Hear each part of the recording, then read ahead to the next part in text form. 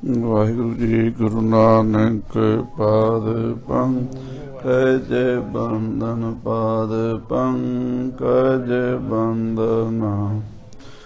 ਸਿਮਰੋ ਅੰਗਦ ਦੁਖ ਨਿਕੰਦਨ, ਅਮਰਦਾਸ ਹਿਰਦੈ ਧਿਆਨ ਗੁਰ ਹਿਰਦੈ। ਸ੍ਰੀ ਗੁਰੂ ਰਾਮਦਾਸ ਗੁਰੂ ਅਰਜਨ ਬਿਘਨਨ ਕੇ ਨਾਸਕ, ਬਿਘਨਨ ਕੇ ਹਰਿ ਗੋਬਿੰਦ ਸ਼ੁਭ ਮਤ ਪ੍ਰਕਾਸ਼। ਸ੍ਰੀ ਹਰਿ ਰਾਏ ਨਮੋ ਕਰ ਜੋਰੀ, ਨਮੋ ਕਰ ਜੋਰੀ। ਸ੍ਰੀ ਹਰਿ ਕ੍ਰਿਸ਼ਨ ਨਾਮ ਬਹੋ, ਤੇਗ ਬਹਾਦਰ ਪਰਮ ਕਿਰਪਾਲਾ ਜੀ, ਪਰਮ ਕਿਰਪਾਲਾ। ਸ੍ਰੀ ਗੁਰੂ ਗੋਬਿੰਦ ਸਿੰਘ ਬਿਸਾਲਾ, ਤਾਰੋਂ ਤਾਰਾ ਪਰ ਪੁਨ ਪੁਨ ਸੀਸਾ, ਵਾਹਿਗੁਰੂ ਪੁਨ ਪੁਨ ਸੀਸਾ।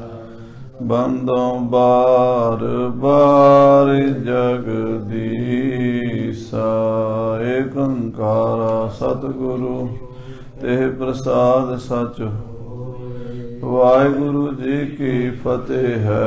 ਬਿਘਨ ਬਿਨਾਸਨ ਜਿਸ ਮੈਂ ਅੰਮ੍ਰਿਤ ਗਿਆਨ ਹੈ, ਮਾਨਕ ਭਗਤ ਵੈਰਾਗ। ਗੁਰੂ ਗ੍ਰੰਥ ਸਾਹਿਬ ਉਦਦ ਬੰਦੋਂ ਕਰ, ਜਜਨ ਭਜਨ ਮਮ ਖਾਲਸਾ। ਖਾਲਸਾ ਪੂਜ ਬਿਜੋ, ਦਾਸ ਗੋਬਿੰਦ ਫਤਿਹ ਖਾਲਸਾ। ਦਰਸ ਪਰਸ ਮਿਟੇ ਸੋਗ, ਆਤਮ ਰਸ ਜਿਹ ਜਾਨਹੀ। ਸੋ ਹੈ ਖਾਲਸ ਦੇਵ, ਪ੍ਰਭ ਮੈਂ ਮੋਹ ਮੈਂ ਤਾਸ ਮਹਿ। ਰੰਚਕ ਮੂਕ ਉਚਰੈ ਸ਼ਾਸਤਰ ਖਟ, ਪਿੰਗ ਗਿਰਨ ਚੜ ਜਾਏ। ਆਂਦ ਲਖੈ ਬਦਰੋ ਸੁਨੈ, ਜੋ ਕਾਲ ਕਿਰਪਾ ਕਰਾ। ਕਹਾਂ ਬੁੱਧ ਪ੍ਰਭ ਤੁਛ ਹਮਾਰੀ, ਬਰਨ ਸਕੈ ਮਹਿਮਾ ਜੋ ਤਿਹਾਰੀ। ਹਮ ਨਾ ਸਕਤ ਕਰ ਸਿਫਤ, ਆਪ ਲਿਹੋ ਤੁਮ ਕਥਾ। ਹਮ ਨਾ ਸਕਤ ਕਰ ਸਿਫਤ ਤੁਮਾਰੀ, ਆਪ ਲਿਹੋ ਤੁਮ ਕਥਾ ਸੁਧਾਰੀ। ਸਤਿਨਾਮ ਸ੍ਰੀ ਵਾਹਿਗੁਰੂ ਸਾਹਿਬ ਜੀ। ਦੋਹਰਾ। ਸ੍ਰੀ ਕਲਗੀਧਰ ਧਰੀ ਕੋ, ਪ੍ਰੇਰਣ ਕਰ ਜਦ ਮਾਹੇ। ਰਾਵਤ ਨ ਜਾ ਕੇ ਬੀਤ ਹੀ, ਚਲੇ ਆਏ ਹਰ ਖਾਹੇ। ਵਾਹਿਗੁਰੂ ਜੀ ਕਾ ਖਾਲਸਾ, ਵਾਹਿਗੁਰੂ ਜੀ ਕੀ ਫਤਿਹ। ਪਰਮ ਸਨਮਾਨਯੋਗ ਗੁਰੂ ਕੀ ਸਾਜੀ ਨਵਾਜੀ ਹੋਈ। ਗੁਰੂ ਖਾਲਸਾ ਸਾਧ ਸੰਗਤ ਜੀ, ਆਪ ਜੀ ਵਡਭਾਗੇ ਹੋ। ਗੁਰੂ ਮਹਾਰਾਜ ਸਾਹਿਬ ਸ੍ਰੀ ਗੁਰੂ ਗ੍ਰੰਥ ਸਾਹਿਬ ਜੀ ਦੇ ਚਰਨਾਂ 'ਚ ਸੰਧਿਆ ਦੇ ਦੀਵਾਨਾਂ ਦੀਆਂ ਹਾਜ਼ਰੀਆਂ ਭਰ ਕੇ ਆਪਣੇ ਮਨੁੱਖਾ ਜੀਵਨ ਦੀਆਂ ਕੀਮਤੀ ਘੜੀਆਂ ਸਫਲੀਆਂ ਕਰ ਰਹੇ ਹੋ। ਜਿਹੜੀ ਘੜੀ ਗੁਰੂ ਮਹਾਰਾਜ ਦੇ ਦਰਸ਼ਨ ਕਰੀਦੇ ਹਨ, ਉਹੀ ਸਾਡੇ ਕੰਮ ਆਵੇਗੀ। ਧੰਨ ਸੋ ਵੇਲਾ ਜਿਤ ਦਰਸ਼ਨ ਕਰਨਾ, ਹਉ ਬਲਿਹਾਰੀ ਸਤਿਗੁਰ ਚਰਣਾ। ਇਹ ਸਮਾਂ ਸਫਲਾ ਹੋ ਰਿਹਾ ਹੈ। ਗੁਰੂ ਕੇ ਚਰਨਾਂ 'ਚ ਬੈਠ ਕੇ ਆਪ ਜੀ ਨੇ ਸੋਦਾ ਰਹਿਰਾਸ ਸਾਹਿਬ ਜੀ ਦੇ ਪਾਠ, ਆਰਤੀ ਆਰਤੇ ਦੇ ਕੀਰਤਨ ਸਰਵਣ ਕੀਤੇ ਹਨ। ਆਓ ਹੁਣ ਆਪਣੀਆਂ ਮਨ ਬਿਰਤੀਆਂ ਨੂੰ ਪੰਥ ਦੇ ਵਾਲੀ ਸਾਹਿਬੇ ਕਮਾਲ, ਦੇਗ ਤੇਗ ਦੇ ਧਨੀ, ਸ਼ਮਸ਼ੇਰੇ ਬਹਾਦਰ ਸ੍ਰੀ ਗੁਰੂ ਗੋਬਿੰਦ ਸਿੰਘ ਸਾਹਿਬ ਜੀ ਮਹਾਰਾਜ ਕਲਗੀਧਰ ਪਾਤਸ਼ਾਹ ਦੇ ਇਤਿਹਾਸ ਨਾਲ ਜੋੜੀਏ। ਪਿਛਲੇ ਪ੍ਰਕਰਣ ਵਿੱਚ ਆਪ ਜੀ ਸਰਵਣ ਕਰ ਚੁੱਕੇ ਹੋ। ਸ੍ਰੀ ਗੁਰੂ ਹਰਿ ਰਾਏ ਸਾਹਿਬ ਜੀ 7ਵੇਂ ਪਾਤਸ਼ਾਹ ਜੀ ਦੇ ਵੱਡੇ ਸਾਹਿਬਜ਼ਾਦੇ ਬਾਬਾ ਰਾਮ ਰਾਏ ਜੀ ਜੋ ਪਿਛਲੇ ਸਮੇਂ ਤੋਂ ਕਈ ਕਾਰਨਾਂ ਕਰਕੇ ਗੁਰੂ ਘਰ ਤੋਂ ਥੋੜੇ ਵੱਖਰੇ ਚੱਲ ਰਹੇ ਸਨ। ਮਹਾਰਾਜ ਦਸਵੇਂ ਪਾਤਸ਼ਾਹ ਜੀ ਦੀ ਕਿਰਪਾ ਹੋਈ ਹੈ, ਉਹ ਵੀ ਗੁਰੂ ਘਰ ਦੇ ਨਾਲ ਜੁੜ ਗਏ ਹਨ। ਬਾਬਾ ਰਾਮ ਰਾਏ ਜੀ ਨੇ ਆ ਕੇ ਜਮਨਾ ਦੇ ਵਿੱਚ ਦਸਵੇਂ ਪਾਤਸ਼ਾਹ ਜੀ ਦੇ ਨਾਲ ਮੁਲਾਕਾਤ ਕੀਤੀ ਹੈ। ਬੇੜੀ 'ਚ ਬੈਠੇ ਹੋਏ ਬਾਬਾ ਰਾਮ ਰਾਏ ਜੀ ਨੇ ਆਪਣੀਆਂ ਪਿਛਲੀਆਂ ਭੁੱਲਾਂ ਦਾ ਪਛਤਾਤਾਪ ਵੀ ਕੀਤਾ ਹੈ ਔਰ ਮਹਾਰਾਜ ਸਾਹਿਬ ਜੀ ਨੂੰ ਬੇਨਤੀ ਕੀਤੀ ਹੈ, ਮਹਾਰਾਜ ਮੇਰਾ ਸਮਾਂ ਬਹੁਤ ਥੋੜਾ ਰਹਿ ਗਿਆ, ਮੈਨੂੰ ਜਾਪਦਾ ਹੈ ਕੁਝ ਸਮੇਂ ਵਿੱਚ ਹੀ ਮੈਂ ਇਹ ਚੋਲਾ ਛੱਡ ਜਾਵਾਂਗਾ। ਮਹਾਰਾਜ ਡੇਰੇ ਦਾ ਖਿਆਲ ਰੱਖਿਆ ਜੇ, ਕਿਉਂਕਿ ਬਾਬੇ ਰਾਮ ਰਾਏ ਜੀ ਦੇ 4 ਵਿਆਹ ਹੋਏ ਤੇ ਉਹਨਾਂ ਦੀ ਔਲਾਦ ਨਹੀਂ ਹੋਈ। ਇੱਕ ਮਾਤਾ ਰਾਜ ਕੌਰ ਸੀ, ਇੱਕ ਮਾਤਾ ਪੰਜਾਬ ਕੌਰ ਸੀ, ਇੱਕ ਮਾਤਾ ਮਲੂਕੀ ਬਾਈ ਸੀ, ਇੱਕ ਮਾਤਾ ਜੀ ਦਾ ਹੋਰ ਮੈਨੂੰ ਨਾਮ ਹੁਣ ਵਿਸਰਿਆ ਹੋਇਆ ਹੈ। ਚਾਰਾਂ ਦੇ ਉੱਥੇ ਯਾਦਗਾਰ ਵਿੱਚ ਦੇਹਰਾਦੂਨ ਵਿਖੇ ਬੁੰਗੇ ਬਣੇ ਹੋਏ ਹਨ। ਬਾਬਾ ਜੀ ਦਾ ਡੇਰਾ ਵੀ ਉਸੇ ਵੇਲੇ ਦਾ ਸਨ 1699 ਦਾ ਬਣਿਆ ਹੋਇਆ ਹੈ। ਔਰ ਬਾਬਾ ਰਾਮ ਰਾਏ ਜੀ ਕਹਿੰਦੇ, ਮਹਾਰਾਜ ਮਸੰਦ ਮੇਰੇ ਜਿਹੜੇ ਹਨ ਆਪ ਉਧਰੇ ਹੋਏ ਹਨ, ਇਹਨਾਂ ਨੂੰ ਆਪ ਜੀ ਨੇ ਹੀ ਕੰਟਰੋਲ ਵਿੱਚ ਕਰਨਾ ਹੈ। ਸਤਿਗੁਰੂ ਜੀ ਕਹਿੰਦੇ, ਬਾਬਾ ਜੀ ਫਿਕਰ ਨਾ ਕਰੋ, ਜੋ ਪਰਮੇਸ਼ਰ ਕਰੇਗਾ ਉਹ ਭਲੀ ਹੋਵੇਗੀ। ਤੁਸੀਂ ਕਿਸੇ ਤਰ੍ਹਾਂ ਦਾ ਮਨ ਵਿੱਚ ਚਿੰਤਾ ਨਾ ਫਿਕਰ ਨਾ ਰੱਖਣਾ। ਬਾਬਾ ਰਾਮ ਰਾਏ ਜੀ ਬੜੀ ਪ੍ਰਸੰਨਤਾ ਨਾਲ ਗੁਰੂ ਸਾਹਿਬ ਤੋਂ ਵਿਦਾਇਗੀ ਲੈ ਕੇ ਵਾਪਸ ਦੇਹਰਾਦੂਨ ਨੂੰ ਚਲੇ ਗਏ ਤੇ ਸਤਿਗੁਰੂ ਜੀ ਵੀ ਵਾਪਸ ਪੌਂਟੇ ਸਾਹਿਬ ਵੱਲ ਆ ਰਹੇ ਨੇ। ਮਹਾਕਵੀ ਭਾਈ ਸੰਤੋਖ ਸਿੰਘ ਸਾਹਿਬ ਜੀ ਉਸ ਸਮੇਂ ਦਾ ਇਤਿਹਾਸ ਬੜੀ ਸੁੰਦਰ ਛੰਦਾਬੰਦੀ ਵਿੱਚ ਵਰਣਨ ਕਰਦੇ ਨੇ।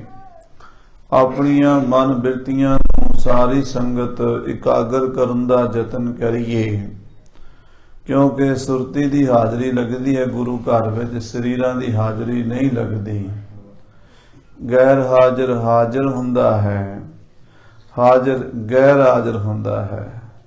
ਗੁਰੂ ਸਾਹਿਬ ਜੀ ਦੇ ਚਰਨਾਂ ਵਿੱਚ ਬਿਰਤੀਆਂ ਇਕਾਗਰ ਕਰਕੇ ਆਖੀਏ, ਸਤਨਾਮ ਸ੍ਰੀ ਵਾਹਿਗੁਰੂ, ਸਤਨਾਮ ਸ੍ਰੀ ਵਾਹਿਗੁਰੂ ਸਾਹਿਬ ਜੀ।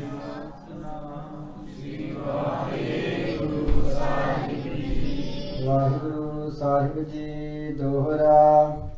ਸ੍ਰੀ ਕਲਗੀਧਰ ਤਰੀ ਕੋ। ਮਹਾਰਾਜ ਕਲਗੀਧਰ ਪਾਤਸ਼ਾਹ ਜੀ ਬੇੜੀ ਦੇ ਵਿੱਚ ਬੈਠੇ ਹਨ। ਪ੍ਰੇਰਣ ਕਰ ਜਨ ਮਾਹੇ। ਔਰ ਬੇੜੀ ਨੂੰ ਮਲਾਹ ਚੱਪੂ ਲਾਂਦਾ ਹੈ ਤੇ ਮਹਾਰਾਜ ਜਲ ਦੀ ਸੈਲ ਕਰਦੇ ਹਨ।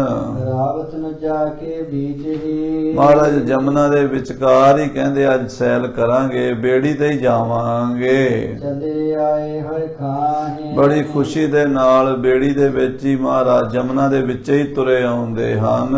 ਚੌਪਈ ਚਲੇ ਨਉ ਜਲ ਕੇ ਅਨਕੂਲੰ। ਜਲ ਦੇ ਵਿੱਚ ਜਿਹੜੇ ਪਾਸੇ ਜਾ ਰਿਹਾ ਹੈ, ਮਹਾਰਾਜ ਦੀ ਕਿਸ਼ਤੀ ਵੀ ਉਸ ਪਾਸੇ ਜਾ ਰਹੀ ਹੈ। ਅਵਲੋਕੈ ਸੁੰਦਰ ਦਵੈ ਕੂਲੰ। ਦੋਵੇਂ ਕਿਨਾਰੇ ਬੜੇ ਹੀ ਸੋਹਣੇ ਹਨ।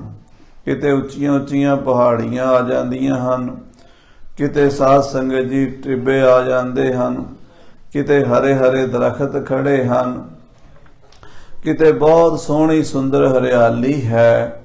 ਗੁਰੂ ਸਾਹਿਬ ਜੀ ਦਰਿਆ ਜਮਨਾ ਦਾ ਕਿਨਾਰਾ ਦੋਵੇਂ ਕਿਨਾਰੇ ਵੇਖਦੇ ਹੋਏ ਆ ਰਹੇ ਹਨ। ਗਨ ਪੰਕਜ ਤਰਵਰ ਕੀ ਖਰੀ। ਬਹੁਤ ਸੋਹਣੇ ਸੋਹਣੇ ਦਰਖਤਾਂ ਦੀਆਂ ਲੈਣਾ ਲੱਗੀਆਂ ਹੋਈਆਂ ਹਨ। ਇਹ ਰਹਿ ਹਰੀ ਹਰੀ ਜਬ ਖਰੀ। ਹਰੀ ਹਰੀ ਧੂਪ ਖੜੀ ਹੈ, ਹਰੇ ਹਰੇ ਬੂਟੇ ਲੱਗੇ ਹਨ, ਹਰੀਆਂ ਹਰੀਆਂ ਝਾੜੀਆਂ ਹਨ, ਫਲਦਾਰ ਬੂਟੇ ਵੀ ਹਨ ਤੇ ਬੜੇ ਸੋਹਣੇ ਦਰਖਤ ਹਨ। ਸਨੇ ਸਨੇ ਕਮਨਾ ਜਲ ਤਰਨੀ। ਗੁਰੂ ਮਹਾਰਾਜ ਦੀ ਕਿਸ਼ਤੀ, ਮਹਾਰਾਜ ਦਸਵੇਂ ਪਾਤਸ਼ਾਹ ਦੀ ਬੇੜੀ ਜਲ ਦੇ ਵਿੱਚ ਤਰਦੀ ਹੌਲੇ ਹੌਲੇ ਆ ਰਹੀ ਹੈ। ਸ੍ਰੀ ਮੁਖ ਤੇ ਸ਼ੋਭਾ ਬਹੁ ਵਰਣੀ। ਮਹਾਰਾਜ ਆਪਣੇ ਮੁਖ ਤੋਂ, ਸੋਹਣੇ ਸੁੰਦਰ ਸੁਭਾਏਮਾਨ ਮੁਖ ਤੋਂ ਜਮਨਾ ਦੇ ਕਿਨਾਰੇ ਦੀ ਸੋਭਾ ਵਰਣਨ ਕਰਦੇ ਹਨ। ਪੁਸ਼ਪਤ ਬਨ ਕੋ ਕਰਹਿ ਦਿਖਾਵਨ, ਬੜੇ ਸੋਹਣੇ ਫੁੱਲਾਂ ਵਾਲੇ ਬਨ ਹਨ, ਬਗੀਚੇ ਹਨ, ਉਹਨਾਂ ਨੂੰ ਮਹਾਰਾਜ ਦੇਖਦੇ ਹਨ ਤੇ ਆਪਣੇ ਸਾਥੀਆਂ ਨੂੰ ਵਿਖਾਉਂਦੇ ਹਨ। ਤਵਰ ਕੀ ਬਹੁ ਜਾਤ ਬਤਾਵਨ, ਔਰ ਦਰਖਤਾਂ ਦੀਆਂ ਜਾਤਾਂ ਬੜੀਆਂ ਸੋਹਣੀਆਂ, ਵੱਖਰੀ ਵੱਖਰੀ ਕਿਸਮ ਦੇ ਬੂਟੇ ਹਨ। ਮਹਾਰਾਜ ਉਹਨਾਂ ਬੂਟਿਆਂ ਬਾਰੇ ਵੀ ਜਾਣਕਾਰੀ ਨਾਲ ਦੇ ਸਿੱਖਾਂ ਨੂੰ ਦਿੰਦੇ ਹਨ।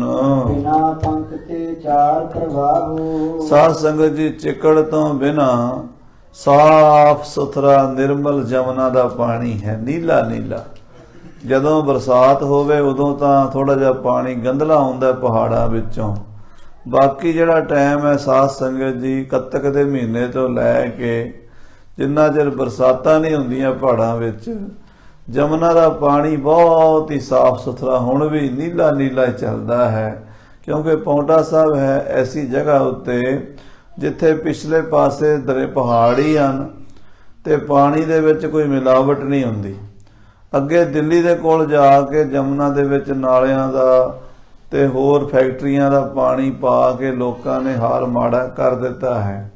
ਪਰ ਪੌਂਟਾ ਸਾਹਿਬ ਦੇ ਕੋਲ ਜਿਹੜਾ ਹੈ ਉਹ ਜਮਨਾ ਬੜੀ ਸਾਫ ਸੁਥਰੀ ਵਗਦੀ ਹੈ। ਸ਼ਾਮਲ ਵਰਨ ਬਿਲੋ ਕਹਤਾ ਹੂੰ, ਨੀਲਾ ਨੀਲਾ ਸਾਫ ਸੁਥਰਾ ਜਲ ਸਤਿਗੁਰੂ ਕਲਗੀਧਰ ਪਾਤਸ਼ਾਹ ਜੀ ਵੇਖਦੇ ਆ ਰਹੇ ਨੇ। ਨਗਰ ਪਾਵਟਾ ਤਟ ਪਰ ਜਾ ਕੇ, ਜਿਹਦੇ ਕਿਨਾਰੇ ਤੇ ਪੌਂਟਾ ਸ਼ਹਿਰ ਵਸਿਆ ਹੋਇਆ ਹੈ ਜਮਨਾ ਦੇ ਕੰਢੇ ਤੇ।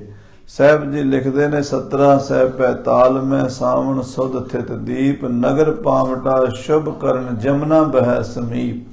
ਉਹ ਜਿਹੜੀ ਜਮਨਾ ਦੀ ਸੁੰਦਰ ਵਾਦੀ ਹੈ, ਪੌਂਟੇ ਦੀ ਧਰਤੀ ਹੈ, ਗੁਰੂ ਸਾਹਿਬ ਜਮਨਾ ਦੇ ਵਿੱਚ ਬੇੜੀ ਤੇ ਬੈਠੇ ਆ ਰਹੇ ਨੇ। ਆਵਤ ਚਲੇ ਨੀਰ ਪਰ ਤਾਂ ਕੇ, ਜਮਨਾ ਦੇ ਜਲ ਦੇ ਉੱਤੇ ਉੱਤੇ ਮਹਾਰਾਜ ਦੀ ਕਿਸ਼ਤੀ ਤਰਦੀ ਆ ਰਹੀ ਹੈ। ਤੀਰ ਤੀਰ ਪਰ ਹੈ ਡੁਰੇ ਆਏ, ਔਰ ਜਿਹੜੇ ਮਹਾਰਾਜ ਦੇ ਘੋੜੇ ਹਨ ਉਹ ਸੇਵਾਦਾਰਾਂ ਨੇ ਕਿਨਾਰੇ ਕਿਨਾਰੇ ਨਾਲ ਤੋਰੇ ਹੋਏ ਹਨ। ਮਹਾਰਾਜ ਦੇ ਘੋੜਾ ਵੀ ਨਾਲ ਸੀ ਜਿੱਤੇ ਗਏ ਸਨ। ਆਉਂਦਿਆਂ ਘੋੜੇ ਤੇ ਨਹੀਂ ਬੈਠੇ, ਕਹਿੰਦੇ ਕਿਸ਼ਤੀ ਵਿੱਚ ਹੀ ਪੌਂਟੇ ਸਾਹਿਬ ਚੱਲਾਂਗੇ। ਇਸ ਤਰ੍ਹਾਂ ਮੌਜ ਦੇ ਵਿੱਚ ਸਤਿਗੁਰੂ ਜੀ ਆਪ ਕਿਸ਼ਤੀ 'ਚ ਰਹਿ ਗਏ ਤੇ ਜਿਹੜੇ ਘੋੜੇ ਹਨ ਉਹ ਕਿਨਾਰੇ ਕਿਨਾਰੇ ਤੋਰ ਕੇ ਲਿਆਂਦੇ ਹਨ। ਸਭ ਹਿਨ ਕੇ ਸੇਵਕ ਲੈ ਧਾਏ, ਘੋੜਿਆਂ ਦੇ ਸੇਵਾਦਾਰ ਨਾਲ ਸਨ। ਉਹ ਸਾਰਿਆਂ ਦੇ ਸੇਵਾਦਾਰ ਜਿਹੜੇ ਸਨ ਉਹ ਆਪੋ ਆਪਣੇ ਘੋੜੇ ਲੈ ਕੇ ਆਏ ਹਨ। ਜਹਰ ਬੈਠਣ ਕੇ ਰੁਚ ਰਸ ਥਾਈ, ਜਿੱਥੇ ਬੜੀ ਸਾਫ ਸੁਥਰੀ ਬਹਿਣ ਦੀ ਜਗ੍ਹਾ ਬਣੀ ਹੋਈ ਹੈ ਸਾਧ ਸੰਗਤ ਜੀ। ਸਿਲਾ ਵਿਸਾਰ ਪਰੀ ਤਟ ਛਾਈ, ਜਮਨਾ ਦੇ ਕੰਢੇ ਤੇ ਉੱਚੀ ਸੋਹਣੀ ਸੁੰਦਰ ਸਿਲਾ ਹੈ। ਹੁਣ ਤਾਂ ਕੁਝ ਸਮੇਂ ਤੋਂ ਐਸੀ ਕਾਰ ਸੇਵਾ ਦੀ ਮਾਰ ਵੱਗੀ ਹੈ ਬਈ ਉਹ ਪਾਵਨ ਪਵਿੱਤਰ ਜਿਹੜਾ ਕਵੀ ਦਰਬਾਰ ਦਾ ਸਥਾਨ ਸੀ ਉਹਦਾ ਵੀ ਨਕਸ਼ਾ ਬਦਲ ਦਿੱਤਾ। ਬਹੁਤ ਕੁਝ ਇਤਿਹਾਸ ਦਾ ਸਾਡਾ ਖਤਮ ਹੋ ਗਿਆ। ਪਰ ਅਸੀਂ ਉਹ ਵੇਖਿਆ ਹੈ ਜਮਨਾ ਦੇ ਕਿਨਾਰੇ ਤੇ ਬੜਾ ਹੀ ਰਮਣੀਕ ਥਾਂ ਸੀ ਜਿੱਥੇ ਪਾਤਸ਼ਾਹ ਕਵੀ ਦਰਬਾਰ ਕਰਿਆ ਕਰਦੇ ਸਨ।